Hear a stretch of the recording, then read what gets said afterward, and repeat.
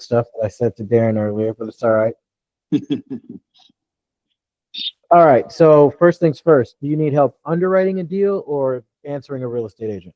Um, well, I did the underwriting, but I just want to see if, like, in your opinion, would it be appeasing to an investor? Because it's first, his property's been listed at for 270 days on market. I, Yeah. came in over asking, and he went back down to asking, but he wants a higher down payment and a higher monthly payment. All right. Let's take a look at it. Is it a seller Okay. finance or is it a Yeah, high? seller finance. All right. What purchase price did you guys settle on? Okay, one second. Purchase price 300,000. Okay. All right. What's the seller financed amount? 270,000, and he wants 30. 30K down. But wait 1 second. I'm trying to open up the email. He wants 30K down at 0.030% with a 5-year balloon. Wait, say that. Do you want 0.030%. like that? I was trying to do it in there and it didn't. That's not even one. Yeah, because it doesn't do. It only goes to the whole number. So he wants 1% or 3%. That's what I was kind of confused about. I was waiting on them to get back to me on that one. It says 0.030%. That's what it says in the email. Okay. Screenshot that and DM it to me. Let me look at it. Okay. Not that I'm saying you can't see it. I'm so dumbfounded that someone would Yeah, send that. I am too. I'm like, what the hell is he talking about? Like that's. Makes I no mean, sense. even half a per. What just happened? $11,000. Yeah, and then he wants 1138.34 a month. Send it to you right Hmm. He wants $1,100 a month. What's it rent now. for? Yeah. The estimated rent from Deal Sniper came out to 1755, but when I did Rent-A-Meter, it Hmm. did about 2100 in that area. All right, I'm gonna do the lowest one first because if it works as the lowest one, then obviously the higher one would be even better. What are the taxes and the insurance? 1,116 and 29 cents, and the insurance is 1260.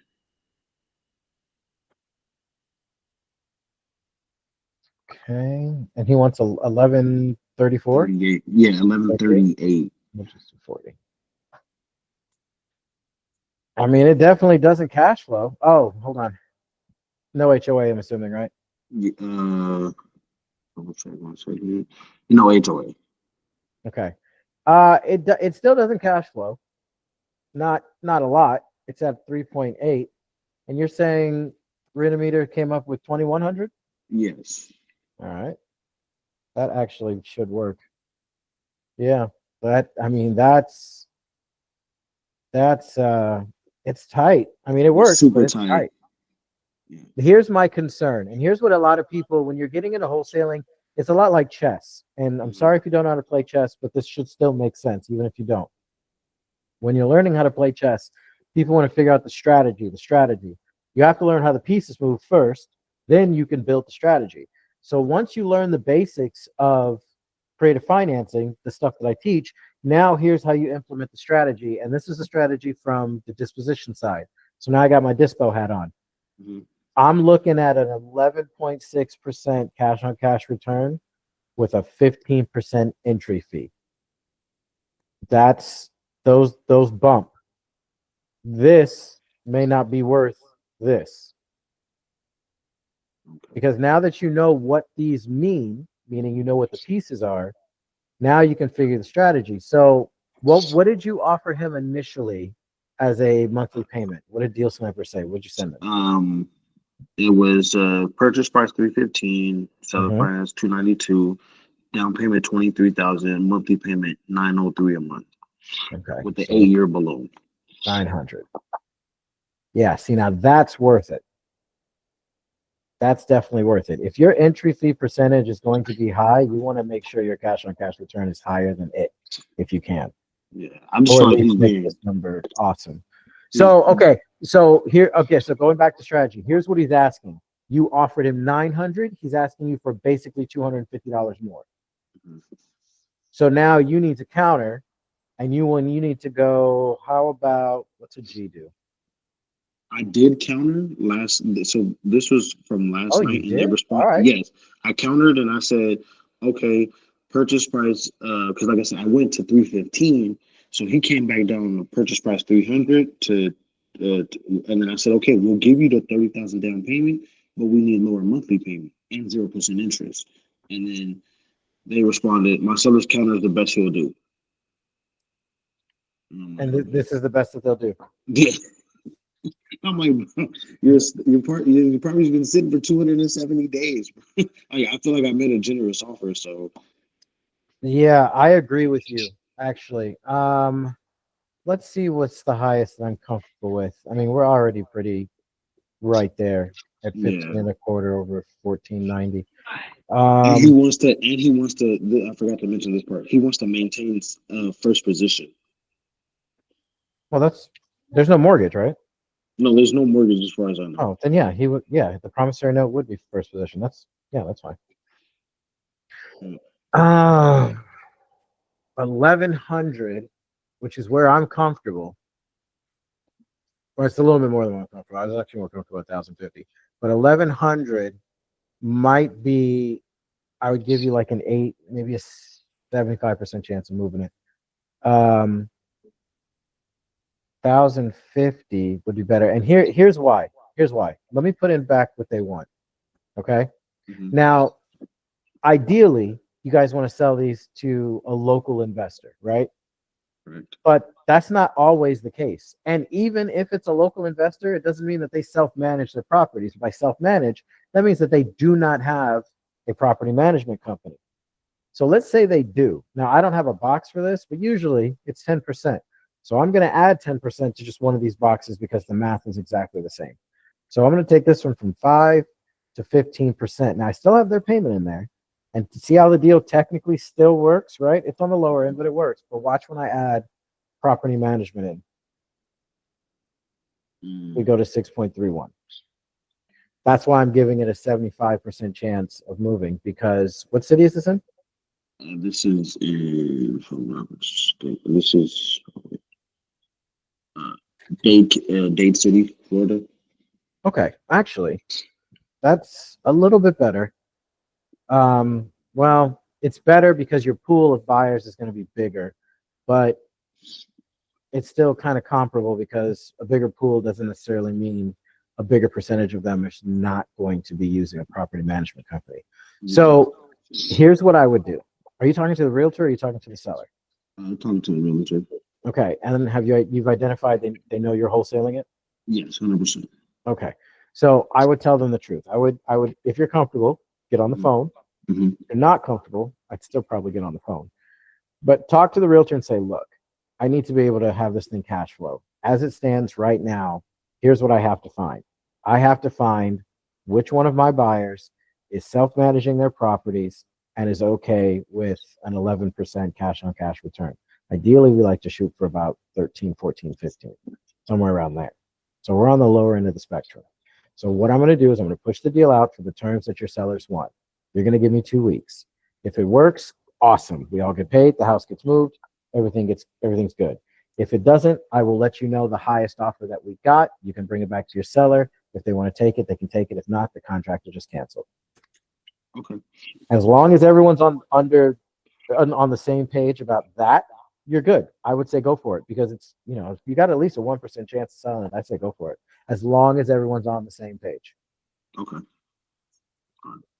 So yeah, you can still go for it. What you need to find is a buyer that's self-managing their properties, maybe someone just now starting out, and you're going to market this thing as bringing in about $5,400 a year in cash flow. Is it occupied right now or is it vacant? I believe it's vacant.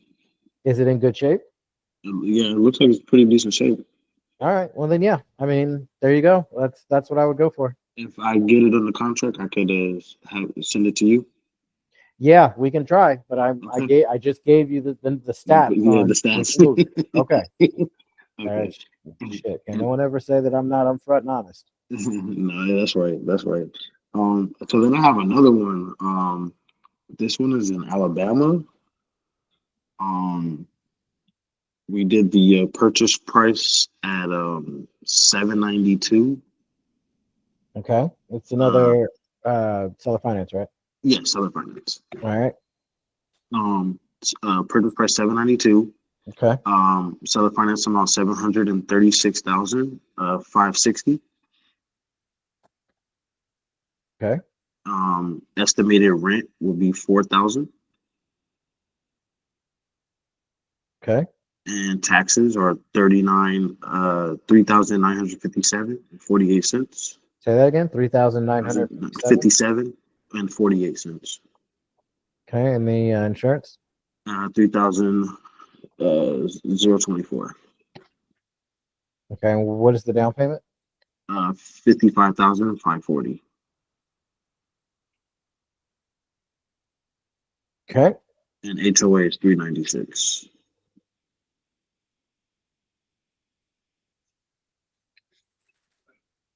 Oh, what are we giving them monthly? 1,500 a month. That looks good to me. That's great, right? That looks good. Okay, perfect, perfect. Now you're probably But going to be in the same situation, just in case. Again, mhm, knowing who you're selling this deal to. yeah, If I were to add the property management fee, your deal's still good. Yeah, I say get it. they put I believe 7 to 8 year balloon That's on fine. it as well.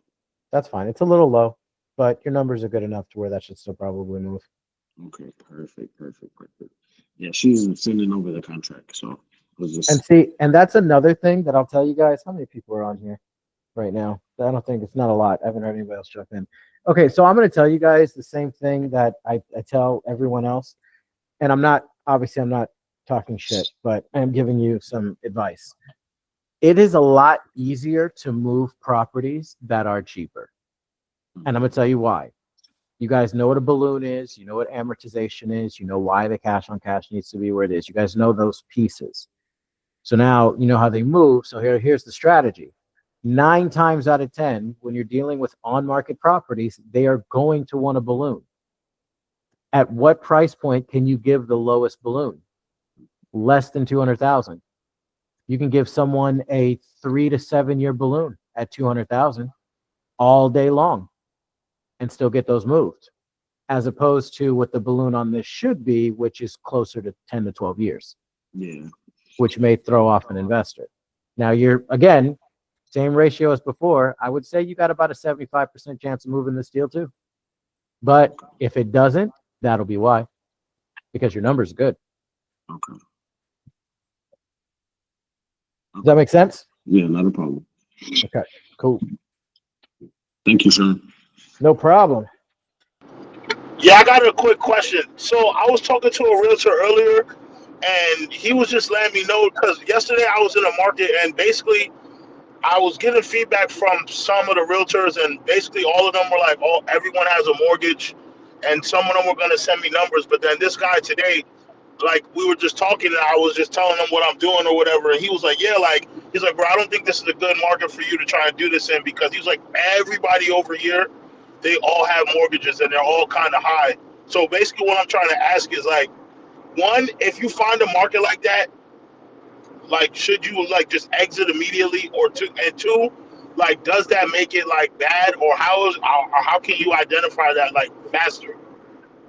No, that just because a property has a mortgage, even if when he's saying the mortgage is high, he's talking about the balance is high compared to what the property is worth, or meaning the actual dollar amount is high, like higher than 500,000. Well, he said, well, to be honest, I don't know I don't know which distinction he was trying to make, but what he was saying to me was that like all the properties over here, like no one really has like free and clear properties. Everyone has mortgages on them. So that's Oh, why that's you're okay. okay. So I'm like, I just wanted to know if like that's like a deterrent because two or three of them did give me like the numbers, but then when I ran it, it was like with everything, it would be like $600. So it was like it would like all of them didn't work. At least the ones that they gave me the numbers back for. So I just Yeah, need. I mean, it's obviously a lot harder to have a property cash flow if it's a hybrid, because Yeah, when it's a hybrid, we're expecting the buyer to not only pay the mortgage but then pay the seller finance payment as well, which drastically cuts to the cash flow. The good thing about a hybrid is you can sometimes come across a property where the mortgage is about to mature, meaning it's about to end. So if yeah. your property is about to end, there's one that I underwrote a couple of weeks ago. The mortgage ended in like 2028, and once the mortgage ended, the $1,200 monthly payment going to the mortgage when it goes away. So that automatically translates into cash flow for the investor. And because it was so close to expiring, it made it a good deal.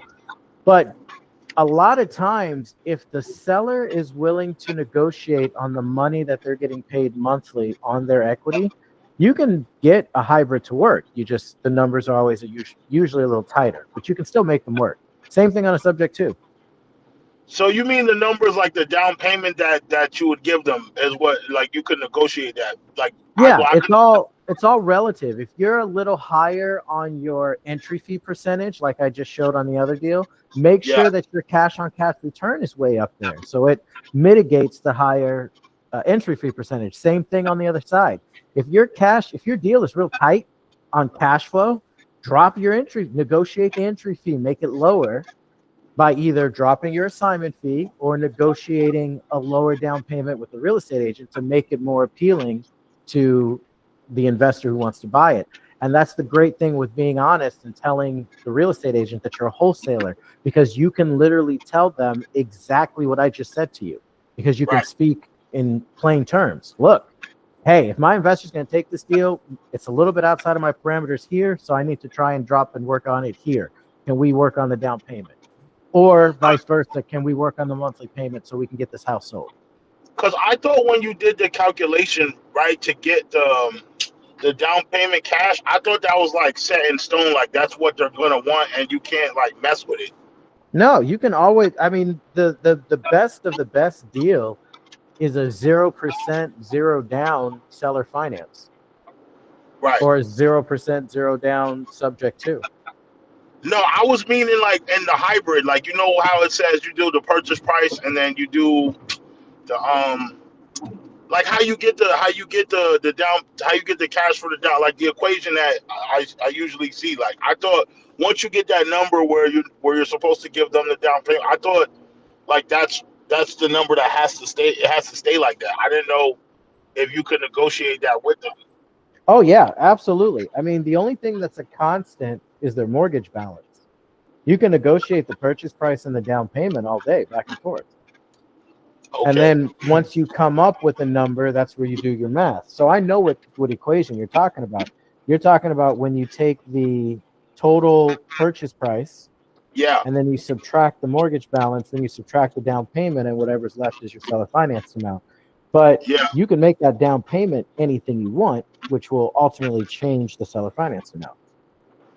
Okay. So if you Well, want to make that's it lower, you can. If you want to make it higher, you can. yeah, that's good. Well, when I go back inside, I'm gonna rerun the numbers because yeah, like the other way it wasn't working. I'm like, damn, like I didn't know. I thought it was like set in stone. Like I didn't know it was like. I mean, I guess that kind of sounds a little silly because obviously everything's negotiable, but you know I'm still like new, so I guess I'm still kind of just get hyped when you know you get the yeses and they give you the numbers, but gotta just be more full dialed in on the business side. Like everything's negotiable. Yeah, and what I would suggest is, I don't know how much longer until you're going to be able to do that.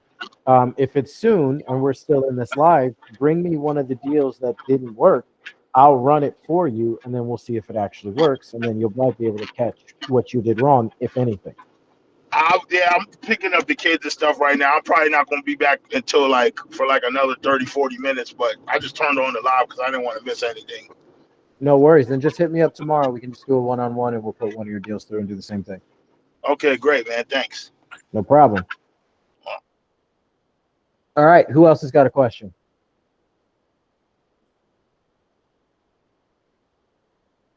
It's like the shortest life ever. You help underwrite that one deal. Which one? Oh, because when you was saying when you said that was just an example, I took that literally. And yeah. it was 5 a.m. I didn't go to sleep yet, so that's probably why I wasn't really reading. So I just sent them that exact. Well, I changed it around a little bit, but I sent them basically what you said. Is okay. Yeah, send me the contract. And I kind of know it's not gonna work. I just want to see you do it, if that makes sense. Okay. I have no problem doing that, but I got to ask you why. Are you having an issue with the calculator at all? And you just no. want to get like a refresher, or you just want to see if I can look at it and see if I can find a way to make it work subconsciously and then figure it out? Yeah, the second option. Yeah, okay, that's what I figured. All right, it's no big deal. What's the it's a hybrid, right? Yeah, I gotta pull up the screenshot. Okay. Yes, a hybrid. All right, so the purchase price, the mortgage balance, Okay. 185. The seller. Wait, what's next? I can't see your What's screen. the principal, interest, tax, and insurance? What's their monthly mortgage payment? 1880. The interest is 6.5. Okay. The seller finance amount is 80,000. Down payment 15. And the rent. I was struggling to find it, but I think it's about like 2,200. Actually, no. I don't know. I was struggling to find it because I can't use rental meter no more, so I gotta go through like a whole bunch of extra steps. I just need that address. DM me the address real quick.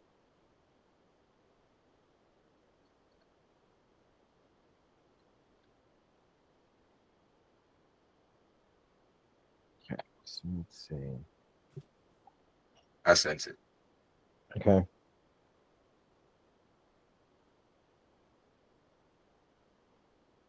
What city?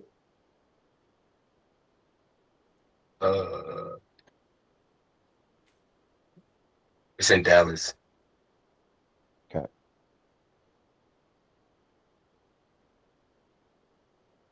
How many bedrooms? 4 bed, 2 bath, 1,490 square foot. Looks like it's 2,150. Gosh. I think I was looking at the STR. All right, so 2,150, and this was 1,880 for the rent, right? Or the mortgage? Yeah. Why is that working? Yeah, I have no clue. What the hell? Hold on a second. Now I haven't put in a seller finance payment. I am aware of that, but I did not think. Yeah. Wait. Oh, I know. Well, okay, so it's already taken into consideration the taxes and insurance. Oh, I see why. Because I have the payment. I have this in the wrong spot. All right, I thought that was wrong. Okay, that's much better. Yeah, the short term is 2,400. That's what I was looking at. Okay. So even at, what did I tell you to give them? I probably said 350, huh? Yeah, you said that's the example I always give. Damn. Yeah, so it works without the monthly expenses. It's real tight though. What, without these over here? Yeah. Yeah. What you add those? It's always gonna have that. Your only thing that you can do is try and sell this to a homestead buyer, and the reason why I'm saying that is because if you add these two together, it's only about $170 more than what the rent would be in the area for the same size property. But on the other side of that, you would have to find someone that has $30,000 cash to buy this property. I was So gonna see if like you're, if we drop that to 200 and then raise the seller finance amount. well, here's the thing. I could drop it to 0 and it doesn't work. It's still negative. You know, even at short term. You said the short term was 2,400. Mm-hmm. Let's see. I kind of know what the numbers are. Okay, chill. Well, you got to max it out. I mean, if you can't, you got to be able to show people worst case scenario if the deal's going to work or not. Nah, man, this one don't work. Yeah. Huh. I kind of knew that. I don't know why. Did they accept the offer? Yeah. That sucks. Let me see. 4-bedroom, 2-bath. What kind of condition is it in? It's perfect. It got furniture and everything. Is the front? Well, wait. Is it staged or the furniture staying there? It's staying there. The furniture is staying there. I think. Hold You on tell a me it second. was staged. Hold on a second. Well, no, just because they didn't say that This one was doesn't mean that it's not staged. I'm gonna see if I can hook something up for you real quick. No promises because I don't know if he goes and buys in Dallas. Look like a good house to me. Hey, does your the hell is that guy called? Group home buyer buy in Dallas? Question mark. I got a 4-bedroom, 2-bath in really good condition. Numbers are too tight for a long-term or a short-term, but for a group home, it'll probably work. Let me know. Okay. The person that just texted is kind of slow, so you got to give me like 24 hours, unfortunately. That's all. Okay. Okay. And I'll do whatever I can. No promises. I don't know if the guy even buys in Texas. Okay. Thank you, Sean. But if he does, and it is in good shape, and I haven't looked at the address you sent me, but if it is in good shape and he does buy in Dallas, he might buy that as a group home. What's a group home? That's for old people? Yeah, like a hick home. Oh. Think of it like this. So you got a 4-bedroom property, right? 3 of the bedrooms have patients in there, usually geriatric patients. That means older people that need like a little bit of help, but not a lot of help, or they need specific help. So they can't go to a traditional group home or a facility. So in the 4th bedroom is a 24-hour nurse. That's her room. She lives there. And that house is just like a group home. All those people, they don't know each other. I mean, not originally. They know each other once they live there for a while. And that's their house until they pass away. And then somebody else moves in there. Anyway, the state usually pays about $3,200 a bedroom for a hick home. So 3 bedrooms, you're looking at $9,000 a month. Now, granted, you got to pay the nurse and all the other insurance and stuff like that, but you usually end up clearing like maybe $4,000 a month per hick home. I've never heard about hick homes. Why don't people do that more? Is it like same reason as you just said? A lot of people don't know about it. Hick homes. I gotta look into that. It's not the way it sounds. I believe it's spelled the acronym is spelled HICA. I think it's HICA, but they only ever call it HIC. Wow. Yeah, I can, looking at this house, you can pull it up. Actually, no, don't pull it up. Well, I'm not going to pull it up. No, this is going on YouTube. But yeah, but I can picture old folks living in this. That's just because you want to sell the deal, dude. You're not fooling anybody. Hey, I can send you. I just pulled over. I'm about to wait for them to come outside. Can I send you the address and we could try and see if that hybrid would work. Because I know the amount for the mortgage and the PTI. So you know the monthly mortgage payment, you know the balance. Yeah, go ahead Yeah. and DM me the address, but I got Nathan had his hand up, so I got to help him first, Okay. and then I'll do yours right after. Yep. Nathan, what's up? Hey, how you doing, Sean? Fantastic. How about yourself? I'm doing fantastic. So I got that deal moving forward. I ended up sending you Wait, which deal? the portfolio and 1 second. The 11 unit Oh, portfolio. is that it we went over. Michigan one? No, it's in St. Louis. Okay, you sent it to me where? My email or through DM? Your DM, Discord. Okay. What's your name on Discord? It is my display name is Anon. ANON. Oh, I see you. Okay, so St. Louis purchase agreement, realtor contract. Okay, I got it. Okay, so that first one is a summary of all the criteria that you asked me to identify. Who asked you to identify this? You. Oh, okay. Yeah, you went through the contract. All right, bet. Yeah. You wanted me to tell you if it was Explicitly assignable. allows assignment. Yeah. You cheating ass.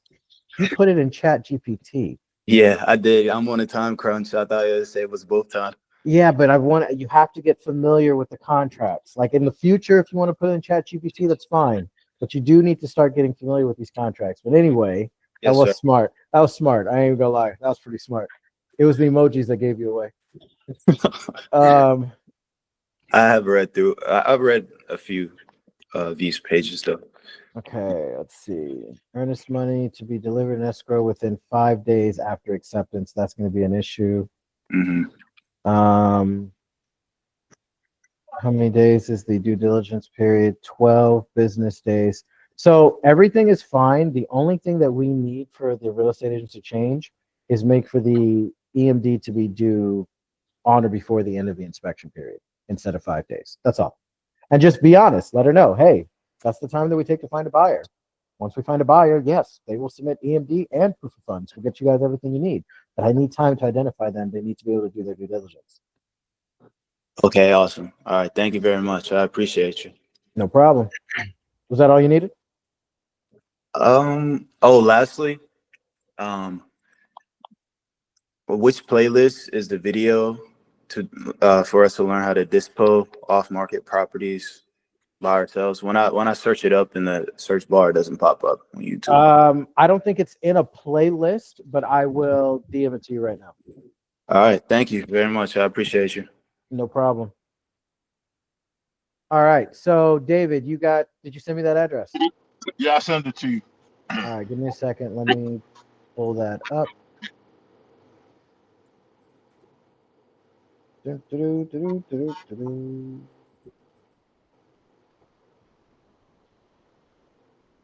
Now you have the mortgage information. I just need to pull up the deal sniper stuff, right? Yeah. Okay. You got yours is the Wu-Tang symbol, right? Yep. Okay. Did you know they made a video game? When? Oh God, when PlayStation, when remember when the PlayStation was a big rectangle and then it shrunk to like that egg-shaped one? Yeah, like the Slim Joint. Yeah, that whatever year that was, that's when Wu-Tang came out with a fighting game. It was Mortal Kombat style. It was awesome. Yeah, I remember they had the game where it was like all the rappers. I didn't know they just had their own one though. Oh, you talking about I think it's Def Jam Vendetta. Def Jam Vendetta, yeah. Yeah, that game used to be fire back in the day. I played that in front of my mother once, and she got mad at Ice-T because of what he said about my mother. So she sat there until I beat him. 3 apples. Oh man. All right, so you've got the mortgage information. I have the deal sniper stuff. So let's put this in. And you said yes, it is a hybrid, right? Yeah. All right, so you gave them a purchase price of what, $290? Yeah. Okay. All right, so $290,000. What is the mortgage amount? The balance. 182. Okay. And what is the monthly payment? 1,600. Do you know the interest rate? I think it's 2.7, but I think here it's just gonna go to 3, right? Yeah, we'll just change it to 3. That's fine. Okay, that's not bad at all. What are you giving them as a down payment? Um, I don't know. Like I don't. That's why I don't know if I did the calculation right, because I had like 50 or something. It was like no. I think I put 20. No, I think I put 20, and I think I put the the seller finance amount like at 50. Okay. Let's see. The estimated rent is. They want a monthly payment of 900. Estimated rent is 2177. So we'll do 22. Get rid of that. Now, did they say they wanted the 900? What was the response after you sent them the offer? Let's The do that. No, the lady, I didn't send it. I didn't get to. She just sent me the numbers, and then the realtor sent me the numbers, and then she said, "Run your numbers and then send an offer over." Oh, I see what you're saying. Okay. Yeah, because it's been sitting there for um, I think like 50, 60 days. But this is the one where you explained to me yesterday. You said we don't do assumable, so I would have to tell them, like you said, it's the hybrid thing. So I don't know. Maybe that's why she was just like, oh, like just do it and come back, and then we'll see if they'll do it or whatever. Yeah. Unfortunately, the deal doesn't work. That's what I figured. I mean, it's so close, but the moment I put in a seller finance amount, the monthly payment, it's going to torpedo the deal. I would say if it was just a sub 2, I'd say take it. But even if we give the seller, because we still have to pay the seller for their equity, which is $88,000. So we have to give them monthly for that. So even if I give them $100 a month on a 3-year balloon, I mean, yeah, it drops that down to 5.6. A minimum, bare minimum is 10%. And yeah, so for me, I was watching some of the other videos, and that's how I kind of. It's like you're supposed to put your investor hat on. So that's how I Right. kind of look at it. What you saying. So I look at it like you're asking someone to pay $36,000 to make $2,000. I'm like, nobody's gonna do that. Right. So I'm like, yeah. So And I this don't know. is one of those things where it's not anything you could change. I mean, the rent is the rent, the mortgage is the mortgage. So this is something that unfortunately is just going to happen. And your entry fee percentage is great. I mean, the only other way you could potentially make this work is to offer them a hybrid. So let's do 98,000 for an extra $10,000. Okay. So essentially what you could do, and even then this will be pushing it, but it's giving you a better chance than it was before. Mhm. Tell them that you'll give them a $310,000 purchase price. You'll give them $20,000 down at closing, and they have no interest, no payments for 3 years. And then at the end of those 3 years, whatever investor of ours buys it, we'll just hand them a $98,000 check, and then they walk away. That's the only way I see you closing this. And the higher you get that number, the better. So I suggested 3 years. If you can get it to 5, that'd be better. If you can get it to 7, that'd be awesome. Okay. And when is this gonna go up? Because like I said, like I'm in the car, so I gotta go over this again so I know what to say to the lady. Oh, I can either have it up I can put it up at like 1 or 2 o'clock in the morning tonight once it's done rendering, or it'll be up first thing in the morning tomorrow. Okay, yeah, that's fine. Yeah, because I'll just watch it in the morning. Because as soon as I roll, I guess she's trying to move it, but I guess even with that, so me saying it's a hybrid, because I'm realizing that I feel like some of these people. That's why I like the terminology. It's like they don't know what certain things are. I don't, or maybe I'm not explaining it right. Mm-hmm. Because Because some of them they'll ask me, they'll just say, oh, like I'll say, oh, are you open to creative terms? And they're like, oh, like you trying to sub to, and I'm like, no. But then, like I said, with this one, I was kind of trying to explain the hybrid, and I think she was kind of getting it, but then getting a little confused. She was like, all right, she's like, let me just give you the numbers, and then you could just send me back whatever. So a hybrid is a sub to and a seller finance deal put together. That's a hybrid. Okay. So it'll be subject to if they don't have any equity or they're not trying to capture their equity. If they are trying to capture their equity, then it's always going to be a hybrid. Right. And that's basically how you explain it. You know, here's what we're going to do, Mr. and Mrs. Realtor. We're going to subject to the mortgage and then seller finance the equity. And then we'll also give your seller a down payment at closing. That's literally, that explains to a T exactly what we're doing. We're going to subject to the mortgage and seller finance the equity. And then we'll give them a down payment at closing. But what if the sellers, because wouldn't the agent fee come out of the down payment to the real estate agent? Yeah, it should. Yeah. It should, but if that's a deal breaker, that's why we can offer up to 3% to cover realtor commissions, But whether it's on the buyer side or the seller side. But you have to make sure the numbers work. That's like what in I'm this saying. situation, That won't break it. It would it break could. it, no? It would break this deal because it's already so tight. Yeah, that's what I'm. Yeah, I figured as much because I'm like, so. All right, yeah, that makes sense. So if we were to give them the realtor $3,000, that's 1%. Oops. Oh, that's right. I have to fix my calculator. It doesn't annihilate it if we gave them 1%. I mean, it's not making it any better, Right. but it's not like dropping it down sub 8%. It's close. Could you give them 2%? Yeah, no, you couldn't give them 2%. So, and that's again a reason why I always say, be honest and tell the real estate agent that you're a wholesaler, because now you can show them. You can literally send this to a real estate agent and say, look, my investors need to have their cash on cash return at a minimum 10 to 12%. So this deal doesn't cash flow enough for them under the terms. And that's because I've got your real estate commission in there. Can we work on, I can't give you what you're asking for and build it into the deal. So either the seller has to take it or you have to come down on the price a little bit so that I can get this thing sold.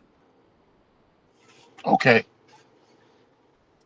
Yeah, I'm gonna definitely rewatch this and then call her back.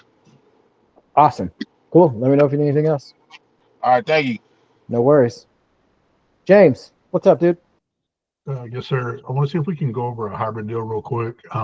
This is for a brand new house, and the agent is also the builder, so I'm assuming there'll be no realtor commission. You got a new construction to go for a creative deal? Not only that, he threw me 4 other houses if we can make them work. Do you know? Wow. You can check out whoever just said, wow. You know, Wow. you've seen what I'm about to say. Do you Yeah. have any idea how many times I have told people in my videos, stay away from new construction? They will absolutely not take a creative deal. And you got 4 of them? That's crazy. Possibly. All right. Well, you're running the next training. Congratulations. Man, I'm taking a payoff. That's awesome. All right, let's do it. What's the total purchase price? They've got it on the market for $275, Okay. And what's the mortgage balance? $170. Okay. PITI is $1165. Okay. Mortgage is 8.25. Oh, shit. That's high, Yeah. but I'll show you something, or we'll see. Okay. Now let me ask you this, because it also comes with a $20,000 down payment per deal sniper. Okay. Does that go? Would I take 20,000 off of that seller finance amount if we're giving them 20,000, or is it 20,000 on top of the 105? The seller finance would be 105, right? Well, I don't understand your question. So they're asking 275, right? And then the mortgage balance is 170, so that leaves 105. and then we need to subtract the down payment from the 105. That's Because what I was we're- asking. Yeah, okay, then yes, we're giving them 20,000 of that 105 at closing. Okay, so then really the solid finance amount would be 85,000, correct? Correct. Okay, that's what I want to make sure of that. So let me change this real quick on my side.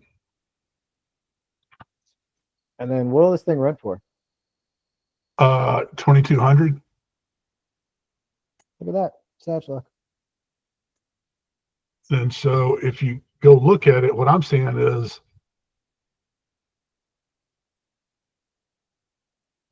22 or 1165. Sorry.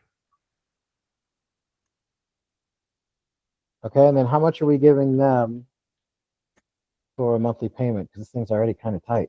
Put it at 300. In the PITI, shouldn't that be 1165 or is it? Oh yeah, it should be. Yeah. I mean, yeah, that works. How come? Oh, yours is a little bit different than mine. Oh, I have my No, I've got mine all fives also. really? But see, my purchase price is showing. Oh, I know why. Hold on, let me fix it real quick. You wanna go So I back to didn't my change it inventory? over on the other side to 85,000. But what's really weird also is, there we go. I'm at 12.53. So are you 1360? Okay, we're the same now. So really though, taking that 20,000 off of our seller finance amount makes the entry fee go up because it's a higher percentage now of 285 instead of 305. Correct. So it went up a little bit. But looking Yeah. at what you're looking at right here, would this be a deal or do you think no way? Oh yeah. What city? This is Denison, which is North Texas, which between here and Durant, Oklahoma is blowing up. They're putting the new casinos up there, TI Factory, you name it. I mean, probably. Well, how long has it been on market? A good while. Hold on one second. 194 days. Is there any? Let's see. Is it completely done? Like it's finished? Yes, it's sitting there. Huh. What's the population of this the city? The city that it's in. Let me see real quick. It's smaller because it's a Denison Sherman area, which is right at the border of Texas, Oklahoma. Okay. How far away is the But it's biggest really city? a popular area from here up because of the TI plant that he's put in. They're putting in a Margaritaville across the border there, and a Hard Rock Casino is coming in. How far away is the biggest it's- city? Either Oklahoma or Texas. Probably Durant, probably less than an hour, 45 minutes. It's becoming, they said they're calling it like the new, it's still considered part of North Dallas, even though it's in Oklahoma, because it's expanding that way so heavily. This is what I'm hearing anyway. And Okay. the actual area of Denison is only 25,000. But like I said, You know, I know a lot of activities happening there, a lot of building, everything's going on because of everything that's coming in. here's my only concern. Is this a good Mhm. deal on paper? Yeah, it is. This is a pretty good deal. I mean, in actuality, if you wanted to make it a slam dunk, I know I don't usually advocate this, but you change that to 7. Okay. Nice. Yeah, that's a little bit better. I'd probably still keep it at 10. I thought I was going to make a bigger drop than that. My issue is that your exit strategy, meaning the investor that you're targeting to sell this to, you're going to have to convince them that this is going to be a booming area, like they're calling. Like you're going to need to back that up in your Sure. marketing material, unless it's a local investor, or you might be able to get this to a homestead buyer. I mean, I know it's a $32,000 entry fee, but if properties in the area are already renting for $2,200 for the same size, but someone could own the property with financing in place already at $1,465, I mean, that's a win.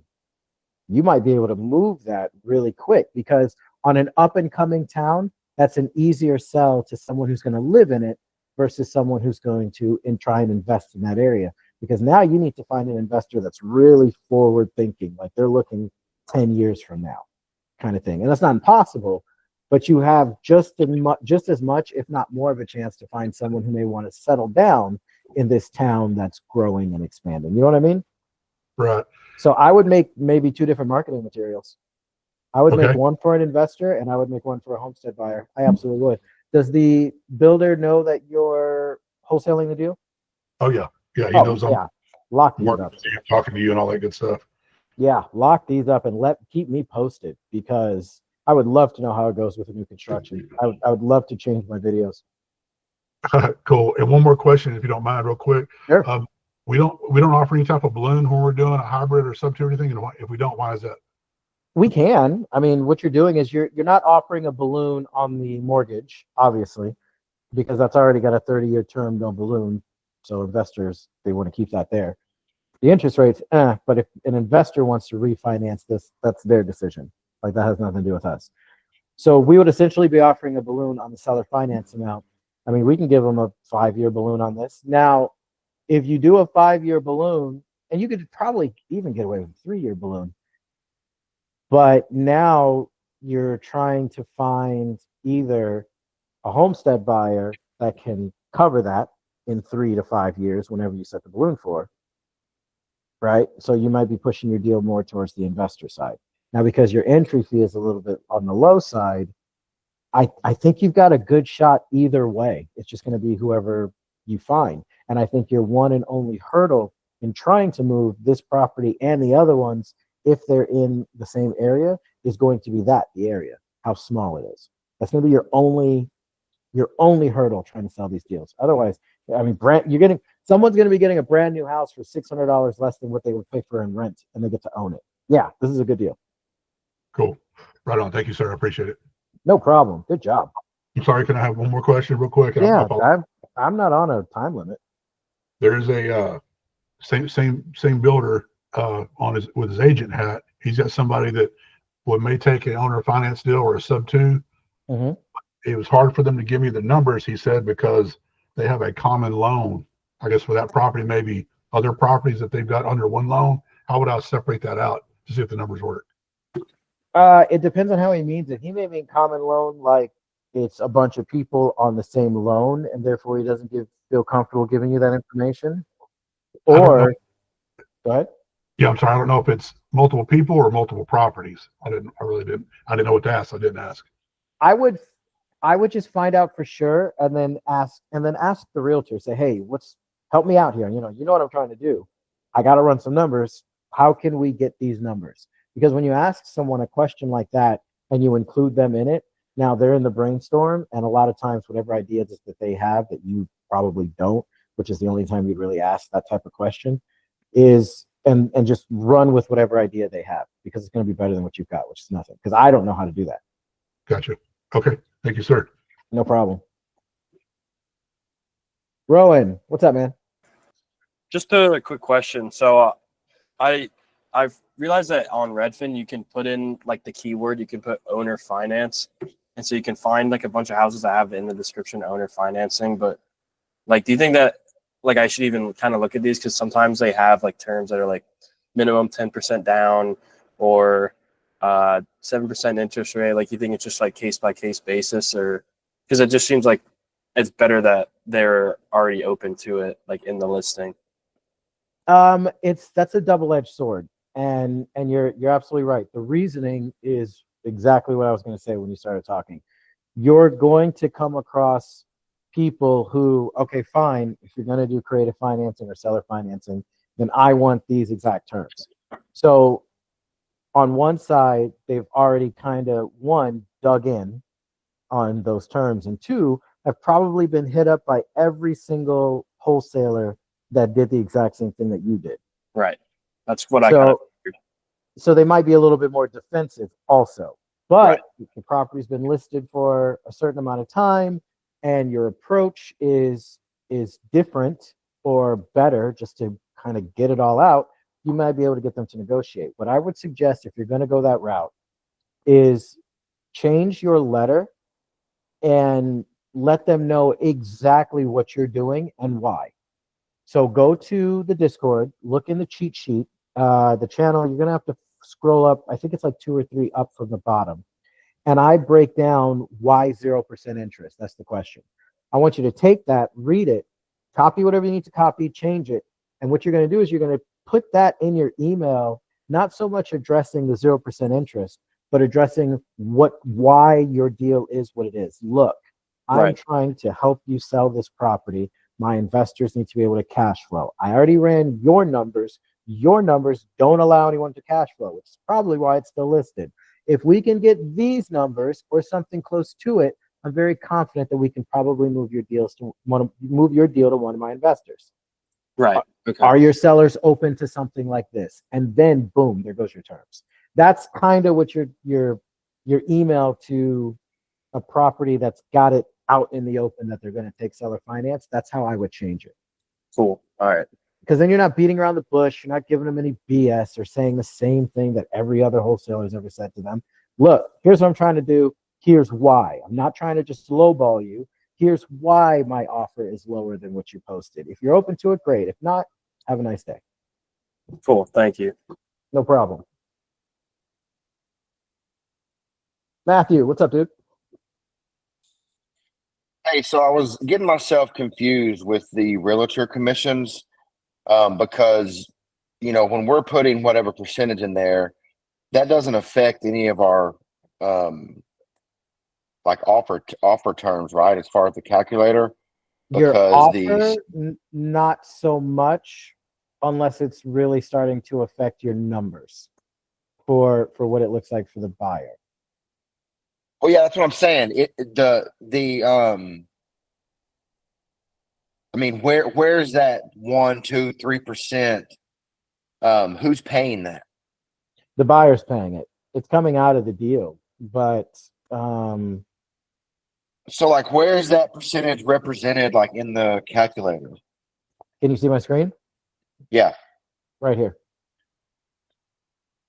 Right where it says yeah. realtor commission. When we put it in there, Then like, it'll do carry we- over. So for example, let's say this realtor was charging 3%, right? 3% Mhm. of 200,000 would be $6,000.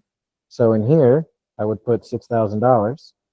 oh, that's what I've been doing wrong. I was Yeah. putting the percent there. You have to Oh do the no, math. yeah, you Oh, I gotta put see. the dollar amount. And then if you go to Got. seller finance, you see No, now I get it. carry Yeah, over that's what I was doing. Okay. Mhm. Yeah. Okay, cool. Does that help out? Yeah, for sure. I was doing it wrong. I thought there was a formula in there that would read the percent, but now I see what you did. No, but you know what? I guess that would have been a little simpler. No, you know what? Everybody Yeah. should do math. Do math. Yeah, it's all good. Yeah, actually, I should probably change that. Just put the percentage in. That would have been a lot smarter. You know what? I'm probably going to change that. Yeah, Cool. I'll probably change it. I But thought for it now, already was, so that's why I was kind of confused. I didn't see it reflecting once I clicked the tab, the seller finance tab. yeah, no, that makes a lot of sense. But no, I think you got a point. I think I should just put the percentage in. Okay, cool. Yeah, I'll have that. I'll implement that change. I'll let everybody know. And so we're still gonna negotiate like with the realtor, hopefully, right? I mean, not try to be around the 3% or their max percent. I mean, here's the thing. If you're dealing with a real estate agent that is being professional, and you know what, I'm gonna call it what it is. Maybe I sound petty, being polite. I'm polite to everyone. At least I try to be until they're not. So Mhm. if they're being cool, even if they don't understand and they're resistant, I'm not talking about if they're just a layup. I'm not talking about that. I'm talking about they're willing to Yeah. talk, to figure out, what are you trying to do? What can we make this work? Then I try and get them their money. And if I Right. can't, I get them as much of it as I can, and then I explain to them why I can't. And that's a lot of times when I will show them this Because the page. difference in their commission could make or break your deal for the inbox. Absolutely. Yeah, because look at this deal, right? Well, actually, let me change these to something a little bit more reasonable because that's for a $700,000 deal. And then let's say the payment, I think on this one was 700. Okay. No, it could have been 700. Was it 903? And then I printed 900?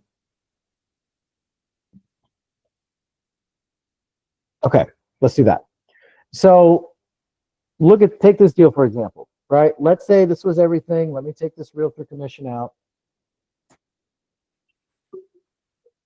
Now look at our deal. We have an 11.5% entry fee with a 17% cash on cash return. This deal's beautiful, even with the high monthly payment. Beautiful deal. Well, once we put the realtor commission in, and we'll cover up to 3% as long as the deal will allow it, which in this case would be $6,000. Now it's closer to 15, still good, but we really don't like to have our cash on cash return lower than our entry fee percentage. Because now what we're telling the investors, hey, we need you to pay $30,200 right now plus $1,100 a month, and you're going to make $4,200 a year. So that's when I would negotiate with the real estate agent. And I wouldn't necessarily negotiate in the beginning. This deal still works. It's not the most attractive deal in the world, but it's not terrible. Like maybe if we were in contract and getting feedback from buyers and we could tell that if we negotiated with the agent, it would make it work. We could go back to them and. But I would have that conversation in the beginning once I just to determine that my numbers are tight. So what if I drop this down to $4,000, right? Because this is when I'm trying to figure out solutions. You don't want to go to people with just problems. That makes you a problem. You can go to people with problems, but you need to have some solutions too. So this one, look at that. This one's higher than this one. That's perfect. So my conversation to the real estate agent will be, look, I'm going to do everything in my power to get you your $6,000, your full 3%. In the event that I can't, are you willing to drop your fee from $6,000 to $4,000? Because if that can happen, I'm 99% sure I can get this moved. If I don't need to, I won't. And if I do need to, I'll check with you first. But are you going to be okay with that? Or should I tell offers that come in that don't cover your full 6% to kick rocks? And that's a good way to find out how dedicated your realtor is to either their wallet or their seller. And then now you kind of know who you're working with. That's how I would do it. Yeah, perfect. Makes sense. Cool. Yeah, thanks, Sean. No problem. All right. Does anybody else have a question? Yeah, Sean. When they say like no balloon, is that bad? Like, When have who you says ever no? like if the realtor wants no balloon at all? Is that something? The realtor wants no balloon? No balloon. That's weird. I mean, it's not. No, that's weird. That's very rare. It's not bad. That's not bad by any means. That could hold on. Let me switch my perspective. That could just simply mean that the person who's selling the property could be an investor, could have a couple of properties, and would much rather have the cash flow to avoid capital gains, and wants a positive stream of income, for the next whatever the term is. That's entirely possible. It's rare. I'm not gonna say it's not rare. It's rare, but yeah, that's possible. Most off-market deals don't have balloons. Okay, so I'm assuming that's what he means when he says seller will finance the full 30 years. So that's what I'm assuming. That's exactly what that means. Do the numbers work? Because that's kind of Well, a cool I don't deal. know. I haven't read it yet, but I don't want to run call the him. numbers. I'm getting lazy at this point. Like the past week and a half, I just You been getting calling what? him. I said I've been getting lazy, so You, I don't feel like texting or emailing. So I just call him and figure out if they're motivated or not. Let me ask you a question. Just real quick. I'm not trying to change everybody's mind. I don't do that. I ask questions. People change their own minds. Whatever you open your phone and look at your bank account, does it have the amount of zeros that you want behind whatever that first number is? No. Okay. And how many zeros potentially is in a wholesale deal? About 3. About 3, usually 4, but 3. Like 6 and then the 3 0. Yeah, you're 4 dudes. Yeah. So then what would your bank account look like with a couple of extra zeros in it? Oh no, I still do it. I mean, because I heard you were being lazy a second ago. Like you didn't want to text someone. You know how long it takes to send a text message? 30 seconds. Less than that. Well, let me be more specific. It's like I Please don't want do. to text them and send the offer when they're just gonna say no. So I'll call them for the motivation before I even send out the offer. That's what I mean. I do. I send 100 texts a day. I wish I could send more. So then where's the lazy part coming in? I'm still fixated on the lazy part because I work Like, like 20 hours a day. So yeah, like, just responding. That's the lazy part. Like I just call. we'll get your lazy ass off the couch. All right, you want to underwrite the deal right now? Nah, it's good. It's good. Are you too lazy to watch me? No, I'm just kidding. All right, cool. Matthew, what's up? But oh no, hold on. Darren, no, that's awesome. If the real estate agent or the seller does not want a balloon, that's very rare, but that's going to make your deal super, super attractive as long as the rest of the numbers work. Okay. All right, Matthew, what's up? So the term link that Deal Sniper gives us, Mhm. when we put the address in the calculator, how is it calculating that term length? It's based off of the monthly payment. Based off the monthly payment that they give us. Oh, to when we can pay off the seller finance amount. Correct. So if you raise the monthly payment, it will lower the term. No different than if you lower the monthly payment, it'll raise the term. Right, but I mean, most of these sellers would want a lower term, ideally, right? Yeah, but if you lower the term too much by raising the payment, then you're going to kill the cash on cash return because the payment's going to be too high. Right. That's why you can always add a balloon. Because think about it. If I said, hey, Matthew, you're going to sell me your house for $500,000. I'm going to give you $50,000 now. I'm going to give you $1,000 a month. And we're going to put it on a 100-year term, but we'll do a 10-year balloon. Do you give a damn about the term? No. No, because you're getting all your money in 10 years anyway. Who cares? So if your terms come out high, that's okay. Don't start manipulating the payment because the higher the payment, the lower the cash on cash return. The lower the cash on cash return, the uglier your deal is to an investor, and you're not going to make your assignment fee. Instead, just add a balloon. And you can add a balloon to the email that you originally send. Put it right after the term. It can say 24-year, 9-month term, balloon, 3 to 5 years, 7 to 10 years, whatever you guys want to put. Doesn't matter. That's what I would. So in your experience, what term length without balloons do you see, disposed the most? Term lengths without balloons? Yeah. Are we talking on market or off market? Yeah. So I mean, are you seeing a lot of deals that are going up to 30 years or 20-year mark? Or I don't see a lot. I want to say 99% of on market properties that go under contract have a balloon.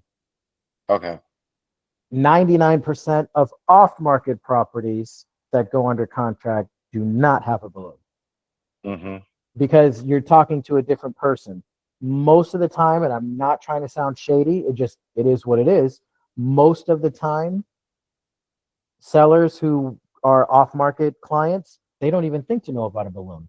Most of the sellers for on-market properties don't think about a balloon. It's the real estate agent that knows about the balloon. So they're the ones that bring it up to the seller. So if the seller doesn't know about it, doesn't mention it, or doesn't care about it because they more care about the cash, the monthly cash flow and all that stuff, they don't bring up a balloon.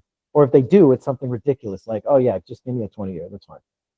If it's an older person, and by older I mean 65-ish plus, then yeah, they may say something like, not necessarily I want a balloon, but they'll express concerns about waiting 30 years for their money, and then I put in a balloon for them. I say, hey, look, I can pay you off in X amount of years, and then that's okay.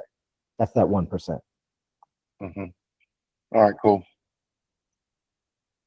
All right, Alex, Nathan, I will get to you guys in a second.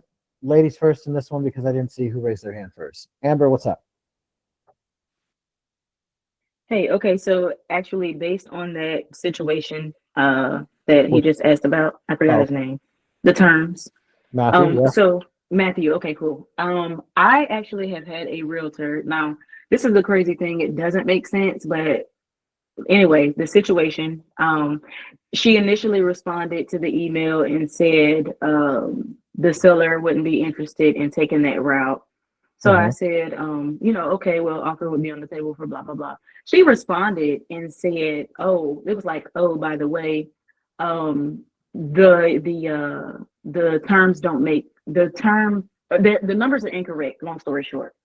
And I'm just like, what are you talking about, lady? Okay. What did she say? She Maybe said, they were. I don't know. listen, no, they're not. And I've ran them and I did it again. And anyway, she said $900 for 30 years doesn't add up.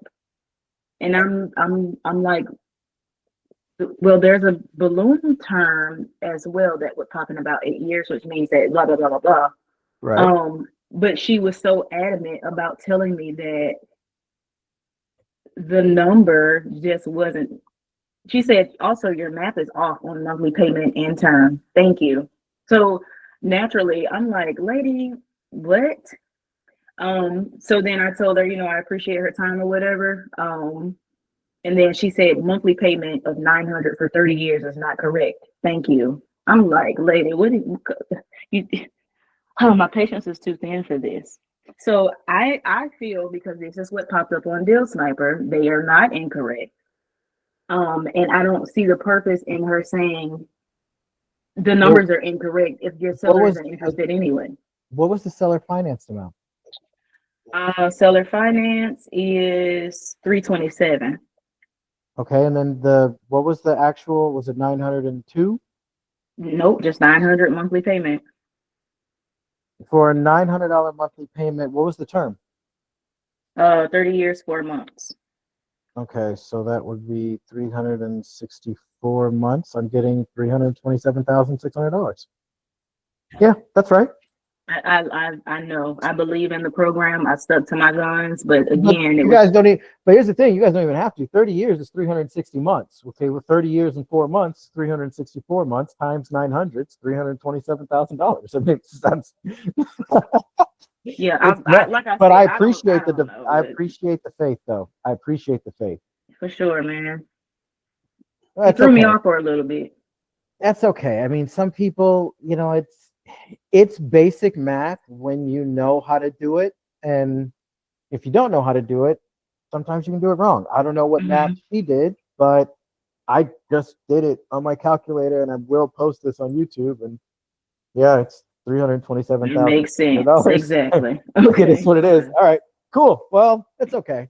Follow up with them in a month, and if the property is ever expired, skip trace the address, call the seller, and talk to them about the 30-year and 4 months term. That's For sure. $327,000. All right, thank you. No problem. Let's see, Alex. What can I do for you? I just had a quick question, Sean. Sure. The agent that I talked to earlier was willing to move forward.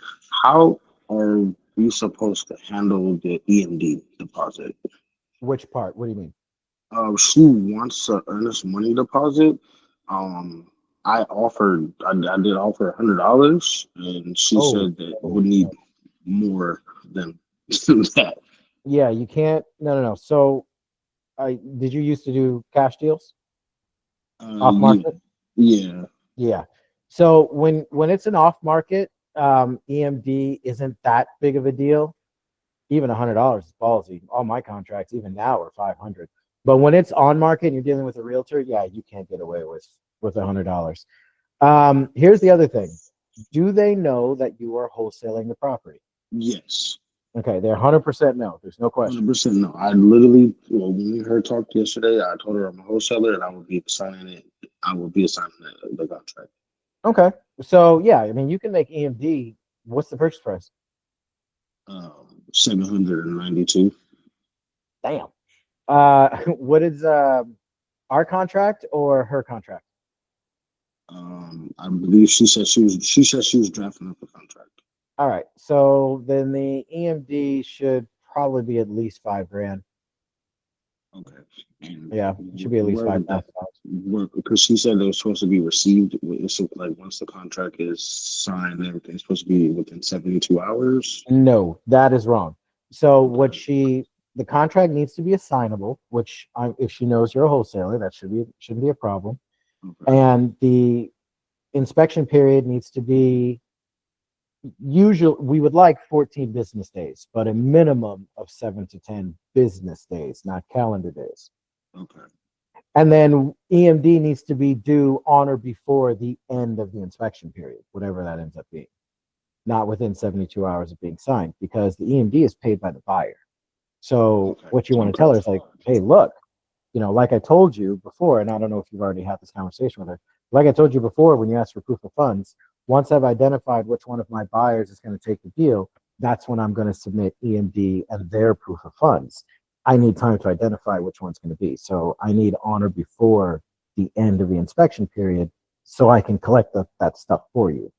And then that should be enough to get them to understand and change it if they know that you're wholesaling it. Okay. Because that logically that makes sense. It's not your $5,000; it's your buyer's $5,000. Just like it wasn't your proof of funds, it's going to be their proof of funds. 100%. Okay, not a problem. Thank you so much, Sean. No worries. Nathan, what's up, dude?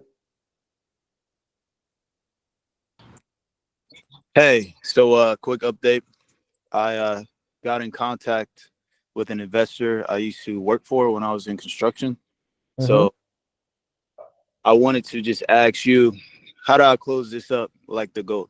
I still gotta I'm still waiting to hear back from the realtor, Mm-hmm. so he could change out that one term in the contract. My buyer just asked me to send over the information, but he's gonna have to wait for some of that. Well, what would the next steps be that you would take? Okay, so I'm going to make sure I understand the process. The deal that we were talking about before, you're waiting to get it under contract officially. They've agreed to the terms. It's just some terminology that needs to be fixed, and then everybody's going to sign, right? Yes, sir. Officially. All right. And then you also have an investor who is interested in the deal that you know from somewhere else, who's looking for information on the deal, but you need to know what the next steps are from there. Yes. Yeah. Okay. So first things first, I don't know how you know this investor, and this is 100% your call, but I don't give anybody the addresses to my properties until I have them under contract. Just because I don't trust anybody. That's just me.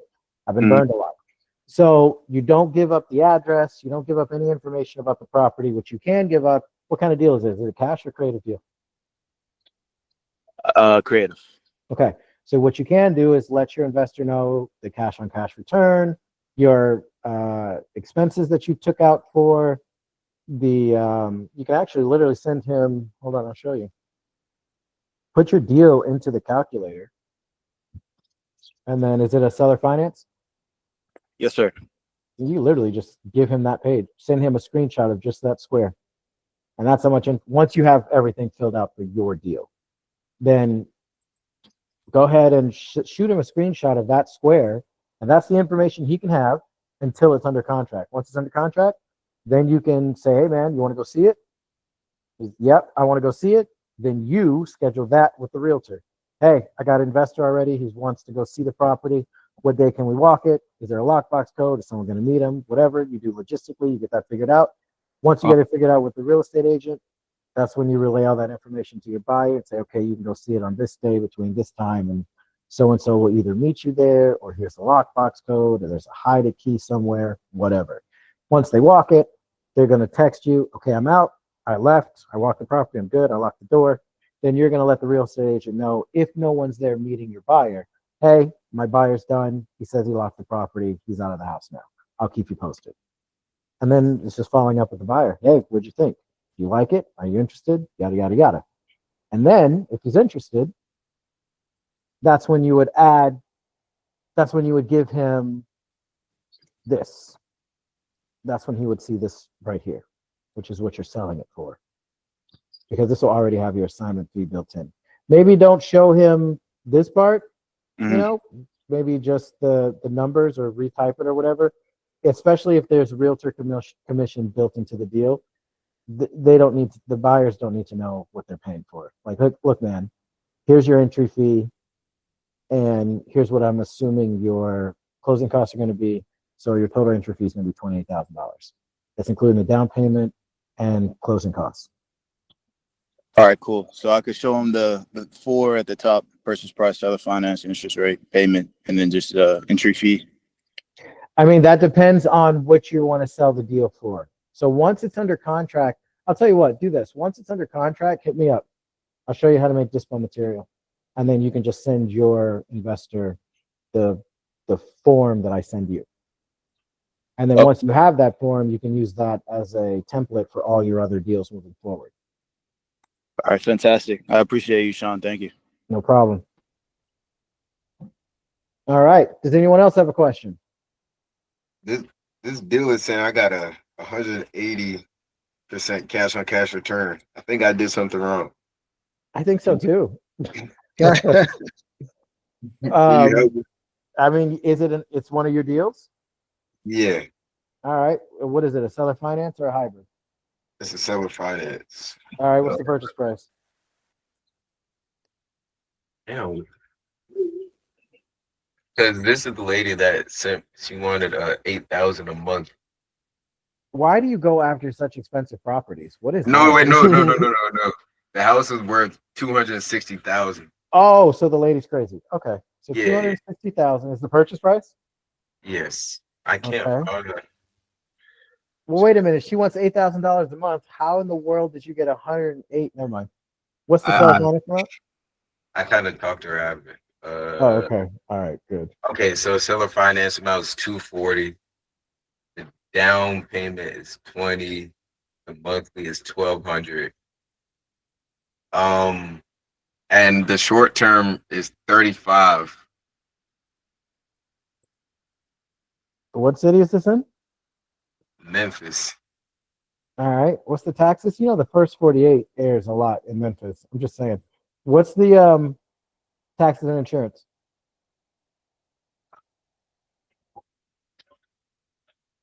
So, all right, so the HOA is 396. Taxes is 17. Wait, what is that? 1783. And insurance is 974. What are we giving them monthly? 1,200. I mean, yeah, I don't know where you got 108. I got negative 15. No, for short. For sure. Oh, you're Yeah. overdue. All right, hold on.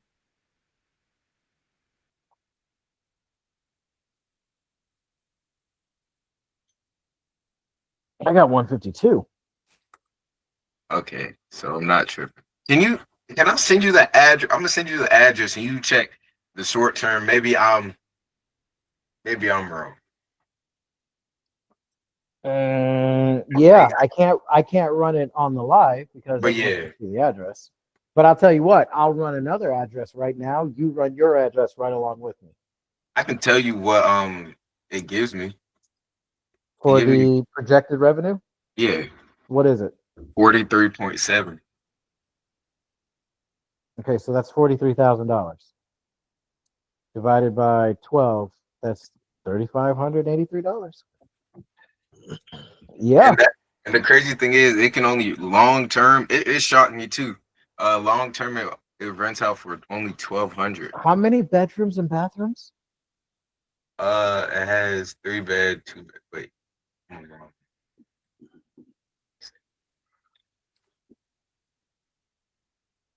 It has 3 bed, 2 bath. And where is it again? What city? It's in Memphis. Memphis. I mean, okay. Hey, look, I'm gonna tell you like this. Whether it makes sense to us or not, and I don't know anything about Memphis, but whether it makes sense to us or not, every investor uses AirDNA. So we're gonna get the exact same numbers they got. Okay. And if we got 3583, then they're gonna get 3583. And the reason why I think she probably gonna say yes is because originally I looked at it as just a long term and only rents out for 1,200 or like 1,500, something like that. And my monthly payment was about like 600. Then that's when she countered me with just a ridiculous like 8,000. I'm pretty sure the realtors knew. So somebody higher than her probably came up with that. It was just ridiculous. So and so I guess me coming back with paying her $1,200 a month. I know I probably could have went higher, but I just didn't want to. I don't know. So I just said 1,200. That's double.